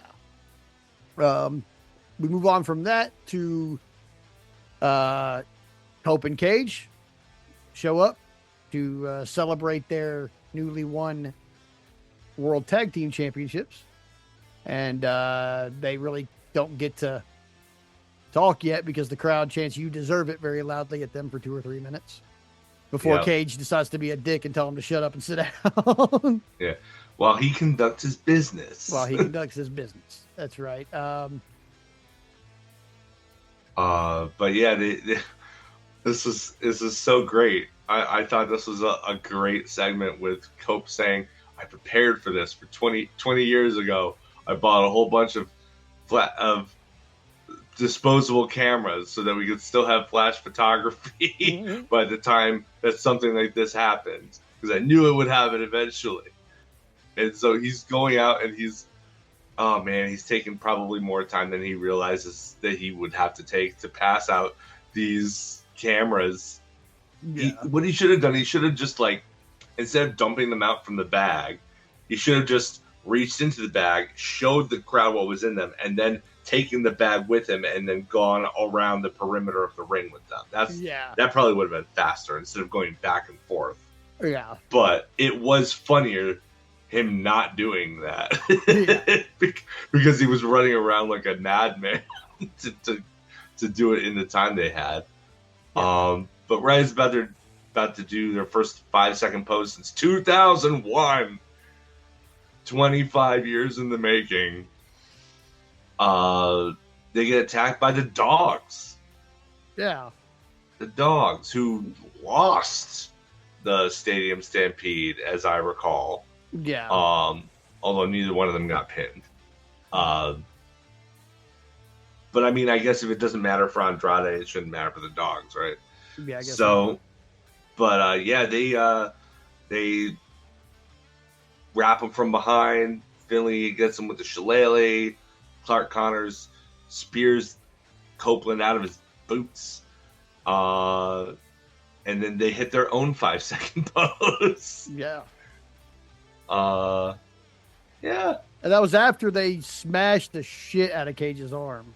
Oh yeah, that's right. They did Like do they that, busted didn't with they? the Yeah. shillelagh on top of the steps and then smashed it under the steps. Like I wonder. Yeah. Yeah, they put his arm underneath the steps and then went on and double stomped the steps. Yeah. I Like, well, I think this will probably be a good match. I really don't want the dogs to win this title. I just, think it's just something to do. yeah, I hope so because I It's, really it's something for Cope and Christian to do. It gives them a successful title defense before All In, so that when they eventually drop it, it's probably going to be. I'm still calling it. It's going to be a ladder match, and it's probably going to be at least a 3-way between them, more. FTR, and the Bucks. Yeah. You could add the New Day in there too. They will be there, most likely, because their 90 days ends, I think, July 1st or 2nd. Right before All In. And All In is at the end of that month. Yeah. Or no, All In is at the end of August. So, yeah. I'm positive. Or maybe their 90 days is up in August 1st. But I know that they have time enough to integrate them into plans. I know that for sure. I am positive we're going to see Motor City and New Day at All In. Yeah, I'm almost positive that's going to happen. I wouldn't even mind if it was New Day versus Motor City Machine Guns at All In, with the other three still inhabiting the TLC match, ladder match, whatever you want to call it. Yeah, I wouldn't be mad at all. I know they're going to be. Honestly, I would probably prefer that because the New Day would add a bit of chaos, but they'd only have a little bit of time to integrate them into the story, and they don't have the built up. They are obviously building up a lot of momentum to go into this match at All In between FTR, the Bucks, and Kilp and Cage. So there's no reason for anybody to just kind of sneak in the back door there, storyline wise. Just let the story play out like you want it to. I mean, maybe the New Day shows up and continues to play the heel card and screws somebody out of the title at the end of that match. I mean, maybe they are put in a match, like I said, with the Machine Guns or the Rascals or somebody at the show, and that's for like number one contenders. Yeah, they can be on TV for the 4 weeks leading up to the pay-per-view.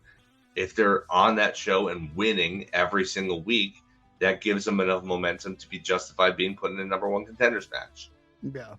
Besides, the only other thing is that like the heel thing would work, but like I really have a hard time believing that they would be heels coming into AEW. I can't imagine. They definitely wouldn't be received that way, I don't think. No. Because I think everybody's kind of tired of booing them, to be honest. And yeah, who would boo them? Yeah. Boo. Boo. Boo. But so yeah, I mean, we'll see how this tag team thing goes. Like I said, I don't really want the dogs to win the title, but we'll see. Yeah, I'm not mad at them. I'm not mad at them as wrestlers. It's just another couple of guys we brought from Japan who like immediately got shoved directly down our throats, and I'm like, like lighten up a little bit on these guys. Like, I'm okay with it as long as I don't have to watch Gabe Kidd. Oh, you know that's coming soon. Yeah, he'll be back. Yeah, I don't know the extent of his injury. I don't even know what he's injured with. I don't know the way everybody's coming back so quick now. I'm like, damn, he could be back tomorrow. You know, like everybody's getting them stem cells or whatever. Yeah. After that, we go backstage. We've got Prince Nana bringing a camera into Swerve's locker room, and Swerve he congratulates Brody King on his win, but he's like, I'm the one who broke you out in this industry. Basically lets him know, like he's gonna beat him. Yeah. And this and pretty much letting the rest of us know that's gonna happen too. I mean, like I'm pretty sure we got Swerve Ospreay at the end of this tournament. And yeah. I mean, it seems like the path. Yeah. It seemed like the path since they released the brackets. And it's not to say that just because it's predictable, it's not good, because I want to see that match again. So, this is 2 years removed from their last singles contest, almost a year removed from them teaming up at All In to beat the Young Bucks in one of the most insane tag matches I've ever seen. Right. Like there's history to be revisited, And both of those guys are totally in different places than they were a year ago. Let's do it. Sure. Let's do it again. After that, we've got a Condor adjacent match because these guys are not as short as this match was. These guys are not the Kondo. And guess what, guys? I'm going to spend a lot more than 71 fucking seconds talking about this. So we had Ty J versus Ava Everett and Allie Catch. For those of you who don't know, Allie Catch is like a pretty big indie name. Like she's not unknown to the AEW crowd. So her coming in as a jobber, not unusual for somebody with a name on the indies to come in and job out. So I'm not really mad at that part. And if you do it and you're professional, it can really benefit you. Yeah. Like look at Maya World and High End.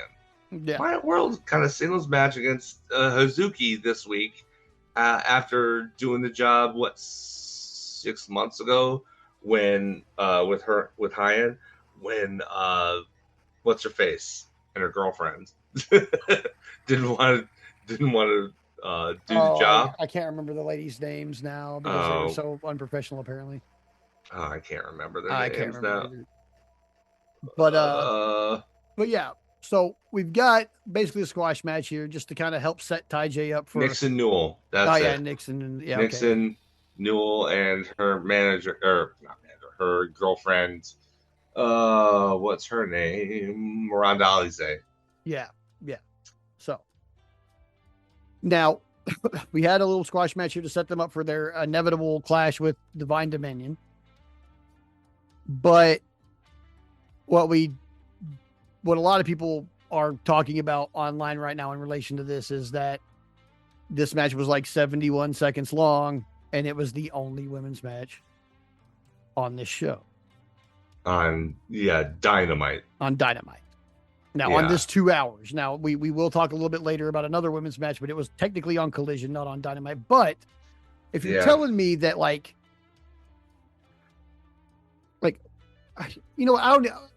I can't even justify this shit anymore. Okay. I'm sorry. I just can't. Okay. I can't fucking come up with any fucking reason why this is the case. All I can think right now is that there is a very large segment of the fan base of this company who is very fucking vocal about how the women do not get enough time and they are not given enough respect in this company, despite being the most incredible women's division on the planet. And that includes companies who only employ women. Okay. AEW has the best fucking women's division on the planet. They got 71 seconds on the flagship show this week. 71 fucking seconds. Okay. That's disgraceful. That's bullshit. That is many other very vulgar freaking descriptors that I could use to describe it. And all it says to me is that Tony Khan has still not learned his fucking lesson 7 years in about how to treat his women's division. And I'm sorry, but just because Tony's not here does not mean we should be nerfing the women's time like this. I get it. Your number one lady is out and we don't know when she's coming back. And your number two for that matter. Build fucking more. Yeah. Build more. You're great at building new stars. We just had a pay-per-view where the main event and one of the most lauded matches of the year was two guys who became popular in your promotion. And a third who just launched himself into a different strata by turning heel afterwards. Yeah, exactly. So, if you're trying to tell me, look, maybe I'll just say it outright. Okay. Call me an asshole if anybody wants to say I'm a hater, whatever. We could do with 10 minutes less of Jon Moxley and the Death Riders and 10 minutes less of Don Callis on every show and give all 20 of those minutes to the women and nobody would have any different opinion about how good the show was, except, hey, we finally gave the women the time they deserve. Yeah. It's impossible to justify, especially, but it's so puzzling because apparently he does so much better a job booking the women on Ring of Honor. Yeah. The Ring of Honor women's division is it's like NXT. They're front and center. They're always, put in the spotlight. Athena is, So what's, I I mean, you can make all the excuses you want about TK implying that it has something to do with the network or whatever. It's like, well, if that's their, perception is reality, right? So change their perception and make it a reality. Yeah. Put more women's on there, women's matches on there, despite what pressures there may or may not even be, and you will create the demand for more women to be on the show out of whole cloth by yourself. Yeah. There is a just whole... do it. Just book them, and eventually, I don't know. Maybe it won't get over initially. Who cares? It's the right thing to do, and in the long haul, you'll make them get used to it. Yeah. If people have to be dragged, kicking and screaming into the second quarter of the 21st century, then that's what maybe you need to do. Yeah. The way I can say it most definitively without getting too expletive filled or really displaying my anger, because I'm angry about it. I'm livid, to be exact. Like I'm pissed. Like how are we 7 years in and this is still happening? Okay. Yeah. But here's where it really gets my goat, man. Here's what really pisses me off about this. How dare you, Tony, call your company the place where the best wrestle? And in this one particular metric, this one very important metric of your business that is the women's division, WWE is whooping your ass. Yeah. And not because they have more talent or better talent than your locker room does, but because they are given a lot of time. A lot of time. And yes, some people might say that harkens back to an old, WWE standard where the women got a lot of time because it was a sexist thing, because it was a time for us to either go piss or a time for us to, back to the Divas era when it was like oogle or pee, and that's how WWE, time, though. And that's how WWE it's treated the first it. Step. But it's time. You don't have people saying that like EO and Asuka was one of the best matches of the fucking year for no reason. That feud was a great match. The ending match was a great match because that feud got a hell of a lot of time on TV. If WWE is beating you at anything wrestling related, fucking fix that. Yeah. You mean the company that is legendarily shitty to women, whose owner is literally being sued right now and may go to prison eventually over the way he treated women, is doing a better job than Tony at promoting and centering and like putting a spotlight on their women's division? Yes, that's happening. Yes, it needs to be fixed fucking immediately. And every day it continues like that, it makes me more fucking mad. It also makes me mad for our sisters in arms in the podcast sphere who have many, many, many AEW centric and dedicated podcasts where they don't even get to talk about the people they love the most because they don't get put on fucking TV. Yeah. Like, give me a fucking break. All right. Like, the women in this sphere are some of the strongest soldiers for AEW. They really, really are. They are. I have seen so many people, so many women on Blue Sky who just absolutely adore the product, but they just want to be represented more. Like, I don't think there's anything wrong with that. Like, we get representation all the time.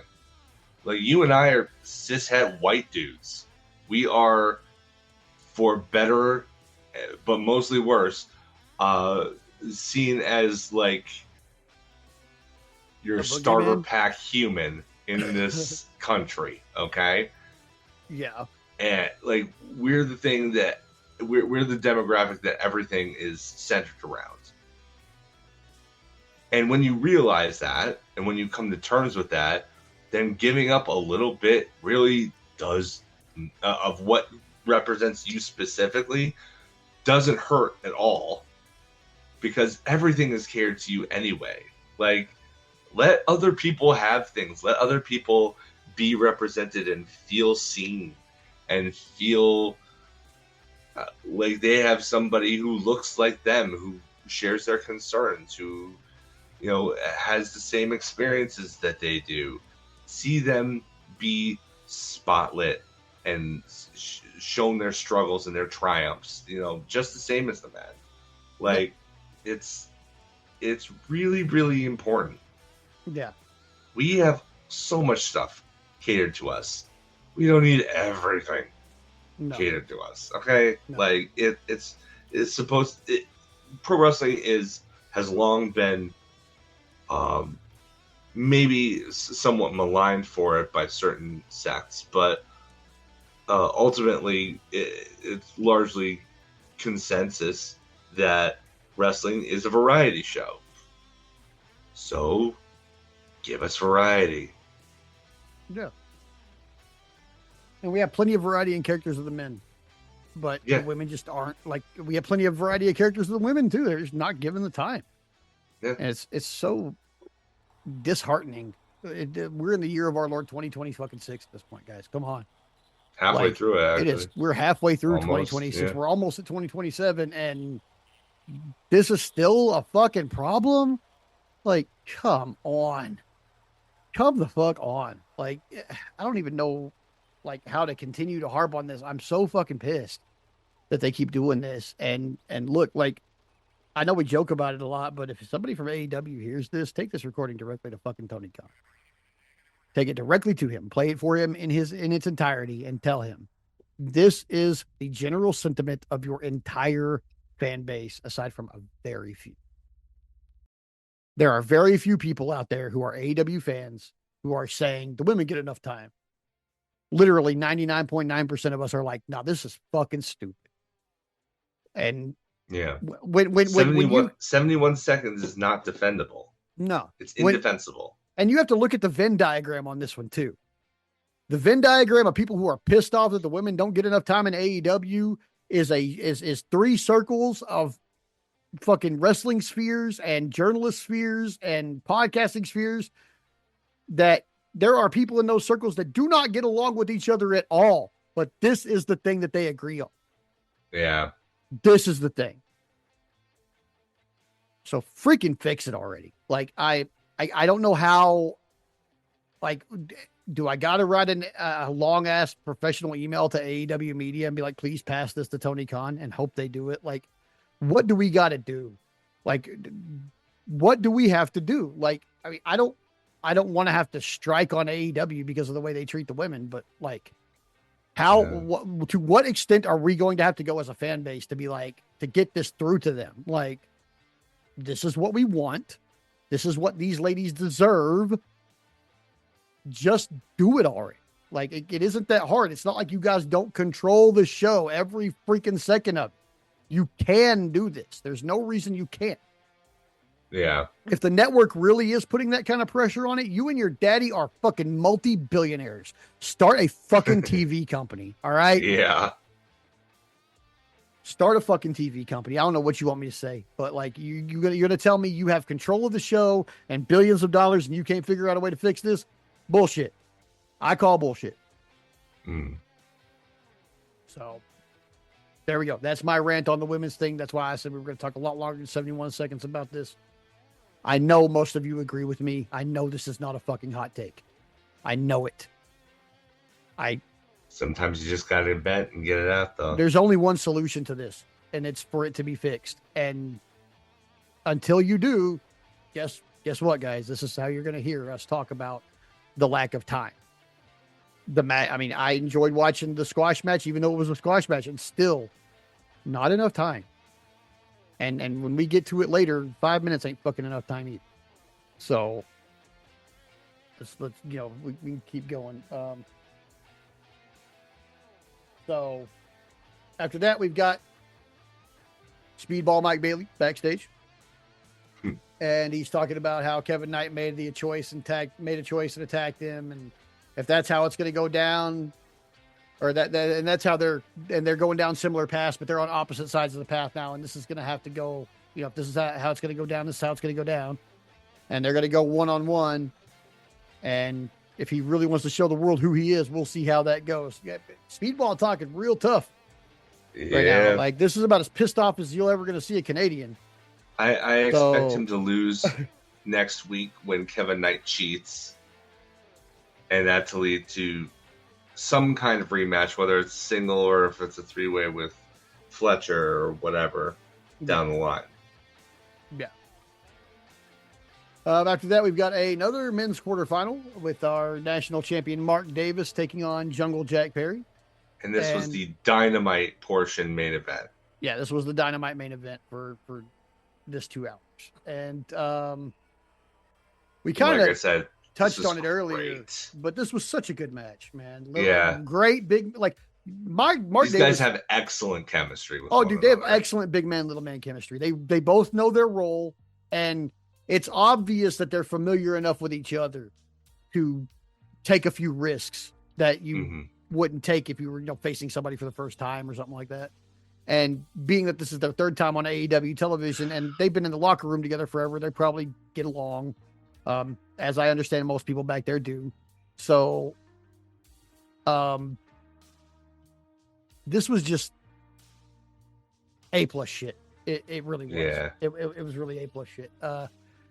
I did like we were talking about earlier. I dug the no shoes thing. I actually didn't realize that this was like a Sabu tribute, but it made sense. I mean, that's what it made sense to me. Like, I think I haven't gotten it confirmed, but it's like, oh, the yellow pants. That's like a like they weren't shiny like Sabu's were, but they were big and baggy and like, and then once he lost the shoes, I'm like, oh, he looks like Sabu and he's going through tables and like, oh, I get it. Okay.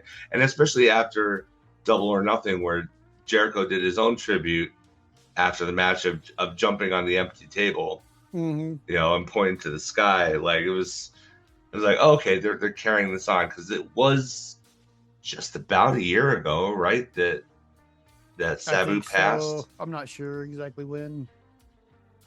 It wasn't around WrestleMania season. Yeah, I think so. I feel like he had his last match on that weekend, and then he died like not that long after. Yeah, he had his last match that weekend, right? Like the next week or something like that. Yeah, because he should have even had that match. But I could talk about the dangers of what they did to him all day, but May 11th last year is when he passed. So yeah. Like the week before that, he had a match, or a couple weeks before that, he had a match where he wasn't able to actually make it to the event, and they loaded him up with kratom and sent him on his way anyway, which then he managed to, while loaded on legal opiates, bust his head on a concrete floor, which probably led to at least some of the complications that caused his death. So, it's unfortunate.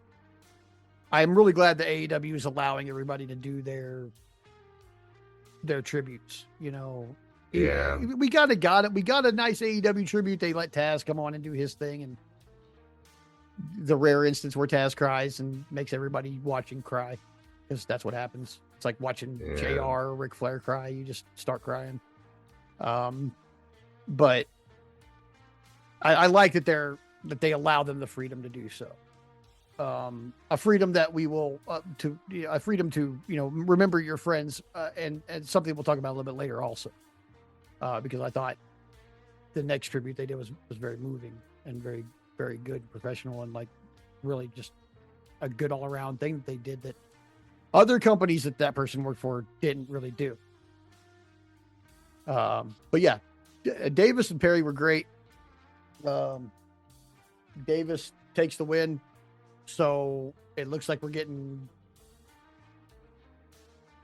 Was he part of United Empire, or Aussie Open? Aussie Open was part of United Empire, right? Was part of United Empire. Okay, yes. So we're getting like a United Empire showdown with Will and Mark, which. Well, not only that, but you're getting a rematch of the match that was stopped by the referee. Oh yeah, because Will was too injured to keep going because he dropped on his neck like 7 times. Yeah, so this is where Ospreay. Honestly, if I were booking it, I would not do this back and forth thing. I would have Ospreay just run him over. Yeah, like immediate. I know that Davis just came off this incredible match. He's on this incredible run. He's a champion now, and common wisdom would dictate that you don't do that to somebody who's belted up. But I think for the sake of the story and for the character change that you're pitching with Will Ospreay, I think he needs to come in, maybe take a little bit of offense at the beginning, and then just obliterate him. Yeah, just take, honestly, if the match consisted of just like 5 or 6 repeated hidden blades to knock him out, and then locking in the arm bar to an already unconscious Mark Davis and get the submission victory, just to hammer it home. I would accept that. And I think the audience would too. Yeah. Like, there's a way to do it that you can still protect. I mean, Davis doesn't really look any.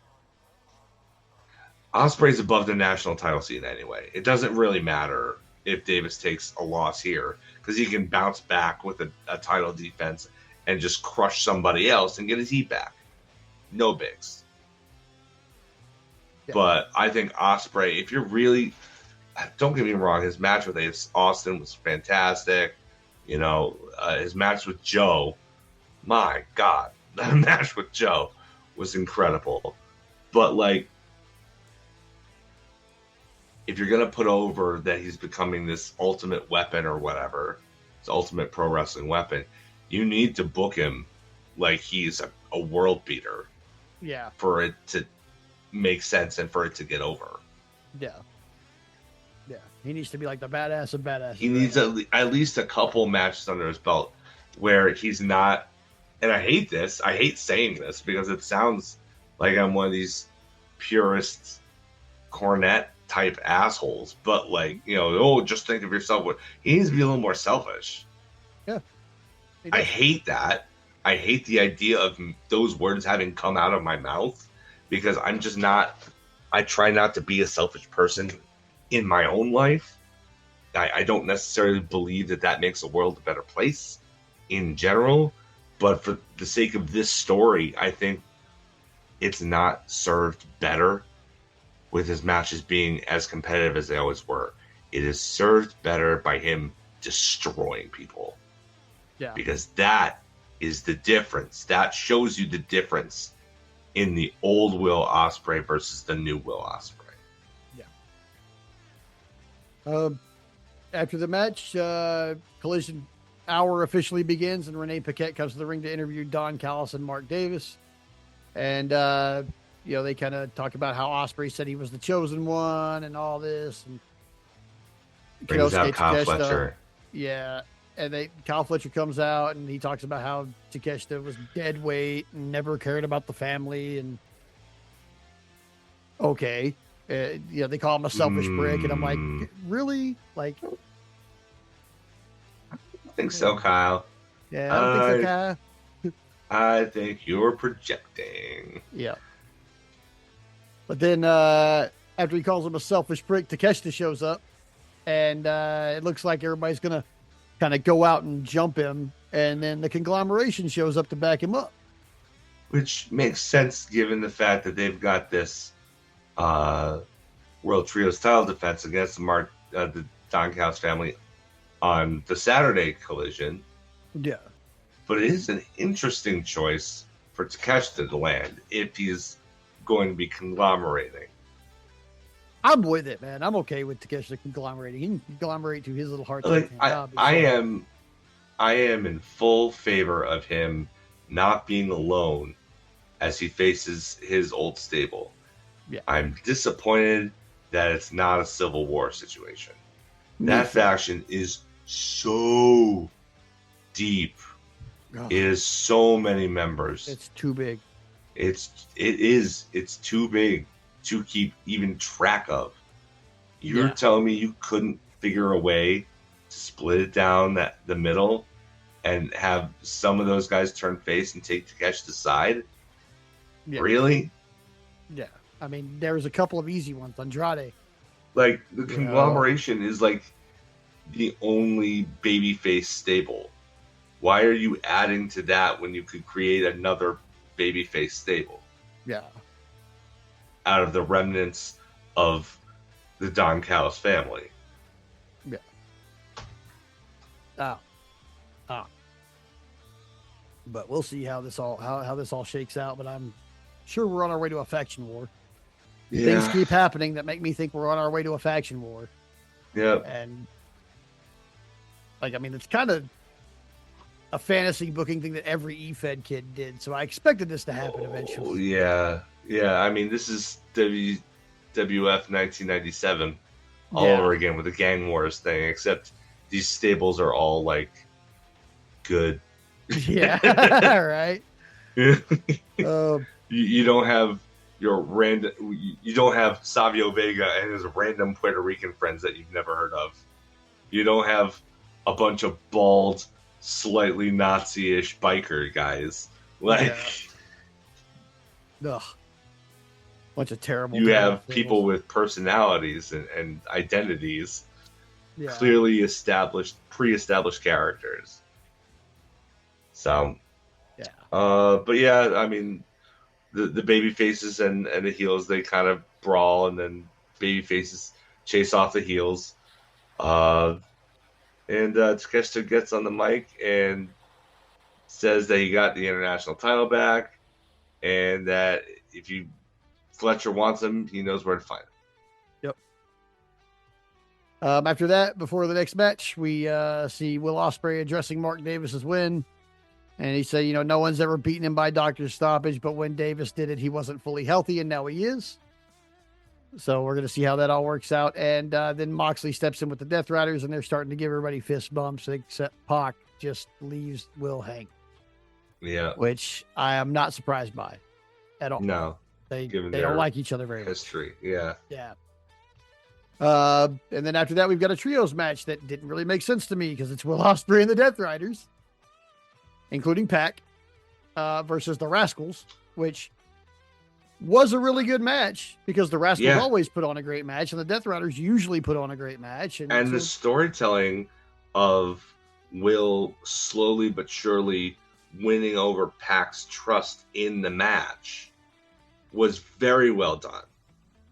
But why is this the second ever AEW Trios match where the Rascals are a trio and they are now 0-2 as a trio? That part's bothering me. Like, they're way too good for this shit. Like, what? Come on. Like, you heated them up and you heated them up and you heated them up, and then you just threw water on the campfire. Yeah. Like, they are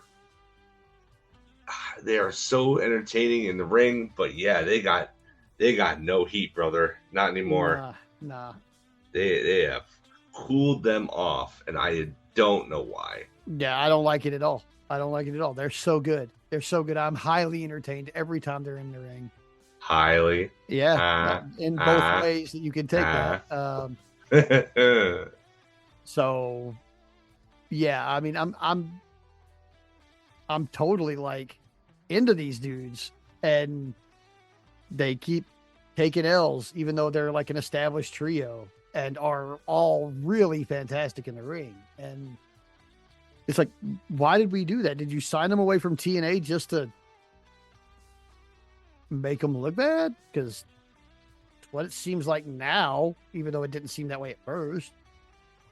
And so, yeah, I mean, I'm just hoping we maybe turn the corner on like let's get a real trio, the trios title. Yeah. No idea there,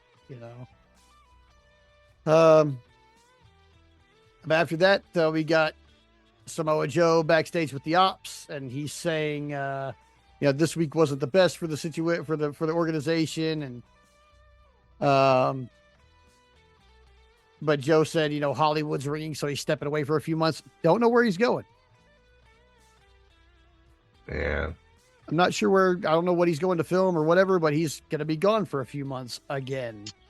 Yeah, like I'm glad that they did this now, because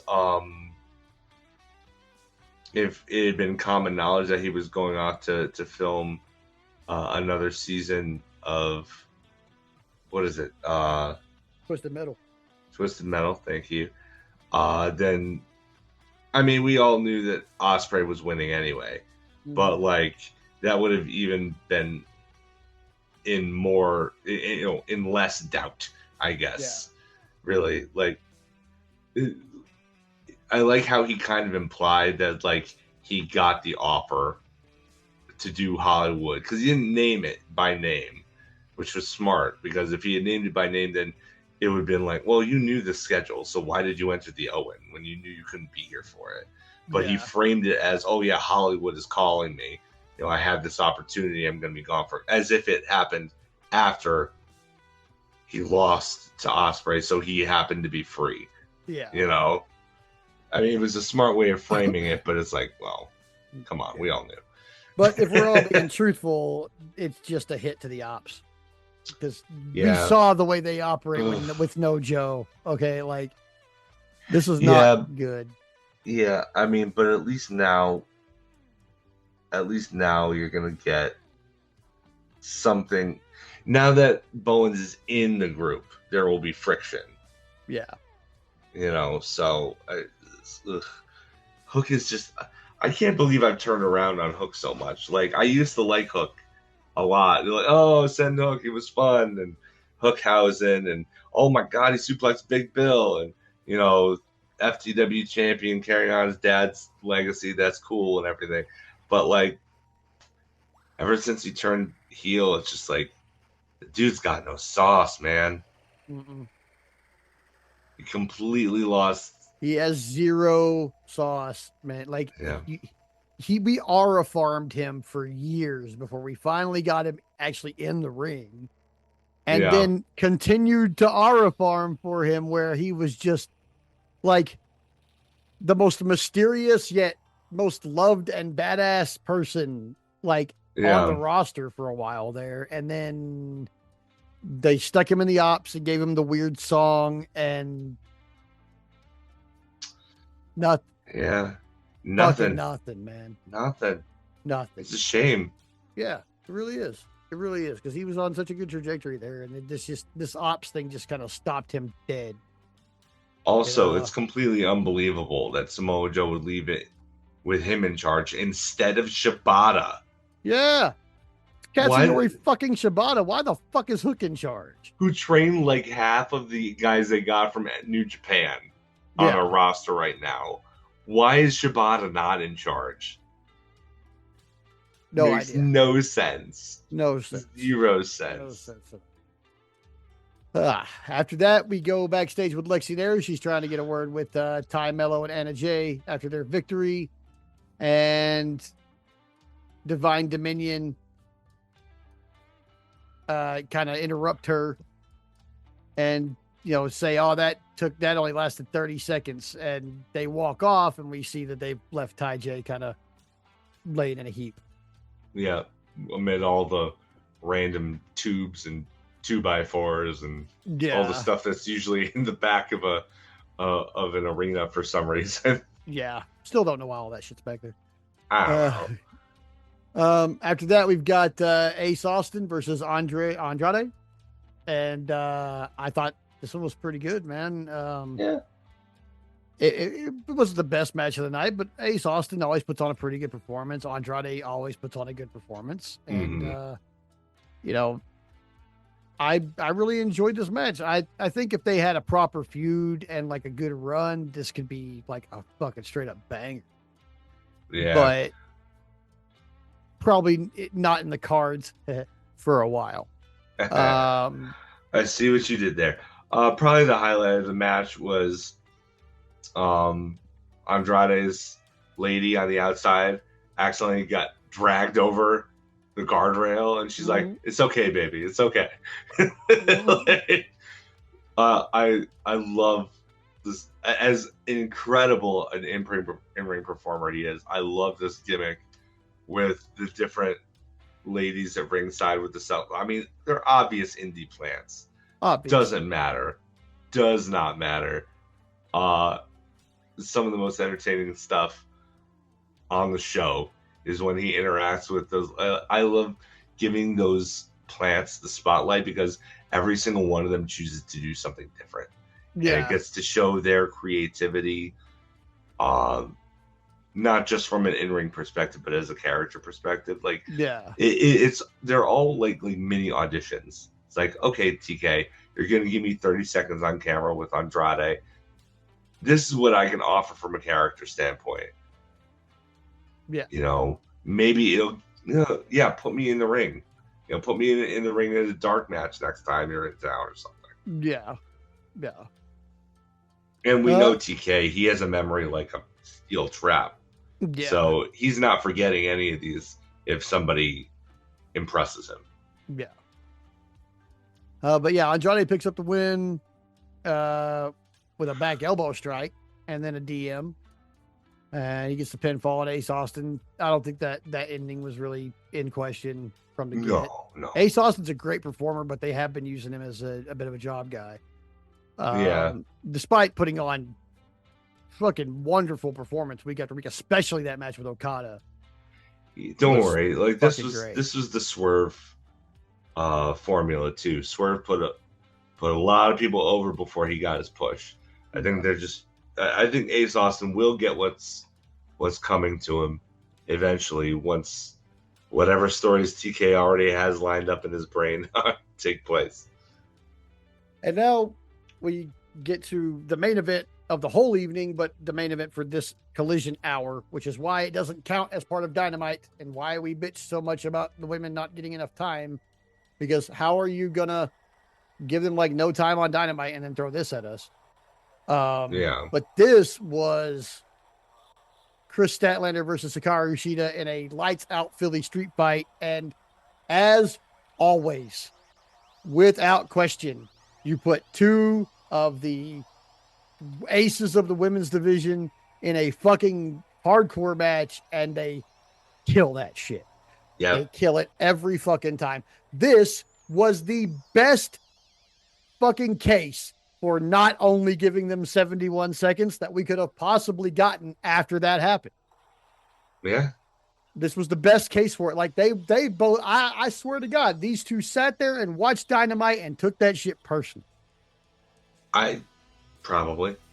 And what they gave us was it was very unique too. Like I don't think I've ever seen apples in a wrestling context used as a weapon, except maybe by Carlito. Yeah, maybe by Carlito, and I was just spitting. Yeah. They did the Dusty shout out. He got a bicycle. During the break, Sheeta brings out a bicycle from the back. I don't know why it was there. Nobody knows why it was there. But you know who did know it was there? It was Chris Statlander when Sheeta rode the bicycle over her hands during the break. And I was having Ibushi flashbacks where he was brandishing the pipe as he was riding around the ring. Oh my God, so good. Oh man, so good. Fucking wild in all the best ways. I can't even like I have used like every descriptor I could possibly use on women's hardcore matches for this company. So excuse me if I rehash a few, but this shit was great. It was like literally fucking amazing. This is probably my match of the week, to be honest with you. This was real good. It was so good. So entertaining in a variety of ways. Yeah. There was a light tube in this that didn't like. Normally, I'm just like, oh, light tubes, just don't, please. But they managed to like do it without making it super gratuitous. Yeah. Because even though it did slash up Chris's back a little bit, she was wearing a shirt. Yeah. So, and kudos for them actually dressing for a street fight. Yeah. Yeah. Looking at you, FTR. Looking at you, Cope and Cage. Right. I didn't see any one of you wearing jeans on Sunday. Not a single Not a street one. fight. You're not wearing jeans. But, so, like, the light tubes put me off a little bit, but only because they're light tubes. Because fucking Nick Gage. Yeah. And because I know how awful it can actually get with a light tube. because it can and get real fucking bad, guys. If you haven't seen Real that, quick too. if you haven't seen the Nick Gage thing with the light tube, don't fucking go look it Don't up. do it. All right, don't Do it. Like, I know normally when we say, oh, this or this, people will tell me they went and looked up a match we talked about and they liked it or whatever. Don't look this shit up. Please don't. Okay. This is like trying to find video of Owen. Don't fucking do it. Okay. Just don't. Like, I have seen the Nick Gage video with the light tube. I'm telling you now, you don't need to. You don't need to see it. Just know that the worst possible thing you can think could happen with a light tube fucking did happen. And that's why every time a light tube comes out on any promotion, I'm like, this is not, this has the possibility to go very, very bad. I get cringy until it's over with. I'm like, okay, it didn't go bad. Fine. Whatever use of the light tube. But the whole time I'm like, in this case, it was about as safe as you could expect it to be. It was on the lower back. It was somewhat protected by the fact that she was wearing the shirt. Yeah, like a t-shirt, and her back wasn't bare in that spot necessarily. Like, yeah, she bled. There were little pieces that slashed her and stuff like that, but it was contained. For the most part, no arteries were nicked, thank God. And it put over Sheeta. Like, I didn't know that she had that in her. Right. The match ends when Harley Cameron actually runs down to the ring and gives Stat Sheeta's kendo stick, and she gives her a receipt from the one that the shot she got in the back of the head at Double or Nothing, and pins her 1, 2, 3. After I think she hits this. She hit the Saturday Night Fever and the light tube shards also. Right. Like, wow. Sheeta would post on social media after the fact that this wasn't over, which I'm like, well, then why did you do a lights out thing? That's like the blow off. Yeah, right. This was a pay-per-view level blow off match. Why the fuck are we still doing this? Like, this should be over. There's a reason that you did it lights out. That's lights out's the ultimate. If you plan on getting so violent that the company waives any responsibility for it, isn't that by virtue of its very psychology, its own reasoning, the ultimate blow-off match? I mean, the only way they escalate this is like a Texas death match, which I don't think we've had the ladies in a Texas death match yet. I think you are correct. And we know how much Tony does like, I mean, in ways, he likes equality, especially when it comes to the matches. Certain ways, anyway. Yeah, in certain ways. I'm not, don't take that as me saying he fully treats them equally, because we already talked about that. But, like, we know, like, men do blood and guts. He got the women to do blood and guts. Men do, what was the other match? There was another one that the men did regularly, but now the women do. Gauntlet. Yeah, the Gauntlet. I'm waiting for, like, an Anarchy in the Arena with only women. Yeah. Or something like that. Although, to be fair, they went halfway with it last year when they had Marina and Willow in it with the guys. Right. That's not... pretty close. That's not a full thing, but it's a step, I suppose. Yeah. Now, so Sheeta and Statlander was fucking great. And now that was, the Dynamite Collision first 3 hours of the week. I thought it was really good, other than the glaring misstep of 71 seconds of women's wrestling on Dynamite. Yeah. The show overall was good. Lots of good shit to talk about. Lots of good stuff, moving things, along, where we have this, kind of the great after Double or Nothing reset. And they really did a good job of picking up a lot of really good feuds that we can look forward to. So, and they all have like some kind of history and lore to them. And nothing here is empty, just out of the blue. It's all very, like, it all makes sense. And that's good. Yeah, it's very hard to do, is to have your whole show make sense. And they did that here. So, before we move on to Collision, though, we're going to check in with Ship Libman. And normally I would have actually curtailed this because of how much time we've already spent on Dynamite, but I have decided to make this a very, very short Ship Libman segment. because I've condensed everything I want to say to this person after hearing about it from Adam earlier this week into a short statement. So, Adam, hit us with the ship limit. You're talking about Mr. Marwood with nail. Sure, fuck am. Yep. So fan, AEW fan Chris Ruiz, Chris Ruiz .bsky.social. Shout out Chris, posted, great dude. I don't know him personally, but I mean he seems great. Yeah. I don't know him personally either, but he's a cool dude on Blue Sky, so good enough for me. Yeah. Great dude. Shout out Chris. He had originally posted the idea that AEW has to operate at the same scale as WWE to be considered successful is a myth, by the way. They're established. They're changing wrestling for the better. They're forging new stars and fortifying legacies. Anyone who believes AEW is struggling to find their footing is lying to themselves. And then this guy comes in, this Marwood with nail.bsky.social. And you can tell he's English because of the word, the choice of phrase. They're both bollocks. Chris responds with a gif of a girl just kind of like sarcastically holding up her thumbs, and he continues, that's pretty much how most grown-ups around the world feel about roided up wife beaters running around play fighting in cling film outfits. Not surprising coming from the country that gave the world McDonald's and Coca-Cola. Chris goes, keep going. Have a ball. I'm with you on the U.S., a real dumpster fire. Marwood, why is it called professional?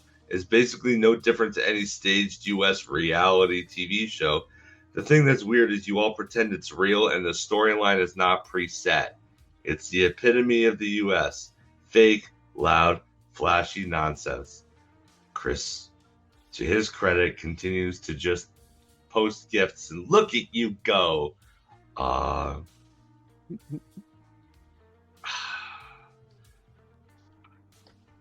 When I sent you those screenshots earlier this week, it made me so mad. I was cross about it for the rest of my shift at the store. I was so mad. I kept checking in on the guy, and I was so close to chewing him out. But I didn't for two reasons. Number one, we had this coming up, and we had this forum to talk about it. And number two, I knew you would do a way better job of excoriating this guy than I ever could. Okay. So go ahead and please crucify this guy. From the desk of the AEW fan base. Dear Mr. Marwood, you cretinous oaf, go fuck yourself. Signed, art fans all across the wrestling business. Look, guy, like, I kind of wanted to make this short by just telling him to go fuck himself because that might have been funny. But, like, look, bro, like, this is an art form.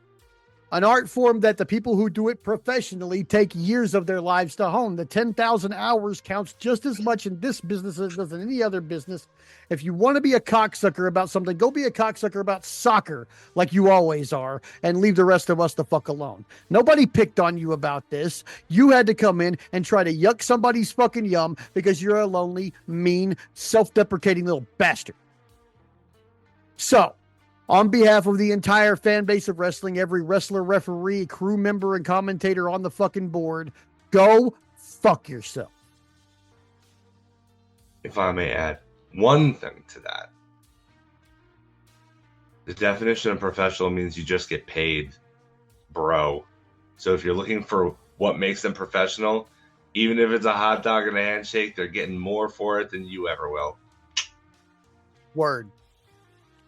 More for their art form than you'll ever get for any of yours. I'm sorry, bro, but bitching about English Premier League is not an art form. It's something that a lot of y'all do. And I don't want to generalize English people at all because I have a fondness for quite a few of them. But this guy in particular can, like, go to the pub, have a pint, and stick a pickled egg up his ass. I don't give a fuck. Like, whatever he does, just get the fuck out of our fuck. Like, look, dude, get fuck off. Just fuck off. Like, there's nothing else I can say about it. Like, you are denigrating an art form that's existed for well over 100 years that you have no idea about. And so your denigration is about as worthless as the rest of you. And why do these people always think that we're dumb enough to think it's not staged? Why do they think we think it's real? What the fuck is that shit? Like, where in the fuck? Like, why is this the common through who line? gets this idea that we think this shit is real? It's a TV show like any other TV show. It just happens to be live and involve people doing impromptu gymnastic art, if that's the way you want to put it. It's not the way we would put it, but that's the way you want to put it as a civilian in the wrestling world. Fine. But don't fucking pretend we're that stupid to think this shit isn't real, or to think this shit is real. Like, don't fucking fuck off. Don't fucking bitch at the UFC fans who think that shit is real. Okay? Because if I've ever seen something more scripted than WWE, hello UFC. Fucking eat my ass. Jake Paul's boxing events. You want to bitch about sports not being real? Go do it to the people who present it as real. Because wrestling does not present itself as real. Nowhere in there do they say this is real shit. No, they invite you to suspend your disbelief so they can tell you a story. Yeah. And guess what? And this might be a hotter take than anything I've said on the fucking show until now. I went and saw Mandalorian and Grogu with my son this past weekend because we're both huge Star Wars fans. I don't have a Darth Vader tattooed on my hand for nothing. Okay? We're both huge Star Wars fans. We went to go see fucking Mandalorian and Grogu. I had a great fucking time watching it. I thought it was fun to suspend my disbelief and not give a shit about anything and just watch a nice, fun movie. Not to mention, we went to one of these DDX theaters. So the seats moved like fucking roller coasters. It was fucking rad. Oh, had a great fucking time. The movie was fun. It was just a wee bit of like barely canon Star Wars fun, right? And we got to see some new characters we'd never seen before in a Star Wars movie. And there are people all over the place bitching about it. Fuck off. I don't care. I had fun. I have fun suspending my disbelief for wrestling too. And if you think the response to anybody saying that's not real is going to be anything more than fuck off, you really overestimate the level of politeness I have for somebody that denigrates something I love. Like, I don't understand where these fucking idiots think that, like, we think this shit is real. Yeah, that's the puzzling through line to me. It's like, first of all, like, why do you think that anybody would think it's real when it's you can watch it for 5 seconds and be like, oh yeah, no, if you were in a bar fight and somebody threw you at the wall, they wouldn't just immediately bounce back. Yeah. Like, they would just, you would throw them and then they would stop in their tracks, turn around and beat you. Yeah, like, exactly. That's what would happen in a real fight. Okay, so 5 seconds in, as soon as somebody hits the ropes, it's over. Yeah, it's over. It's clearly scripted. Yeah, for the aesthetics. Secondly, even if it was somehow real, why does it matter to you? Yeah, why? Why does it matter if we think it is real? Like, even if there are a subsection of wrestling fans, and I'm sure there's a few out there who are neurologically spicy or, other various things that maybe they think it's a little bit more real. Yeah, maybe they buy into it a little bit more than the rest of us do. But we're not here to denigrate those people either. No. They have something that they enjoy, that it brings them joy in life. And to tell somebody that you can't enjoy this thing because it's fake, motherfucker. Everything on TV is fake, bro. I bet I could dig deep down the rabbit hole and the news is fake, for God's sake. I bet I could dig deep down the rabbit hole and find a case for the UEFA Premier League being fucking fake and fixed. I bet I could. So would you like me to come on to your fucking post every day and fucking yuck your bullshit by telling you the UEFA is fake and I don't know why you watch it and it's stupid bullshit? No, you don't want me doing that. So extend us the same fucking courtesy that we extend the rest of you. We do not shove our wrestling in your face. I'm sorry that like a couple times a month we take over Blue Sky and you got to be mad about it for some reason. Get off the Discover tab, bro. Yeah, fuck off. Go to your following tab where you get to curate your own feed. If you're on Discover, you're going to get trending subjects. And when AEW does a pay-per-view, guess what? 90% of your Discover tab is going to be wrestling stuff. And if you don't like seeing that, I don't know. Fucking curate your feed. Use your follow tab. Fuck off back to Twitter. Whatever. But stop it. Just fucking quit. Like, these people, like, they fucking irritate me so fucking bad. This turned into way longer of a rant than I wanted to be because these people fucking irritate me so fucking much. Like, all right, how dare you? Like, some of us. We're going to speed through Collision then. last thing I'm going to say, okay? For those of you out there who may still be listening and are on the Ship Libman side where you think we're stupid for liking wrestling, which I don't know why you're even fucking here. Fuck off. But if you even are still here and decide to want to, yuck somebody's yum about wrestling and try to call us stupid, let me let you in on a little secret here. I know at least 5 people on Blue Sky who love fucking professional wrestling have a goddamn doctor in front of their name. Okay? I myself am in a PhD fucking program right now. So within the next few years, I'm going to have a doctor in front of my name. You got a doctor in front of your name? Fuck no, you don't. Sit down, stupid. There you go.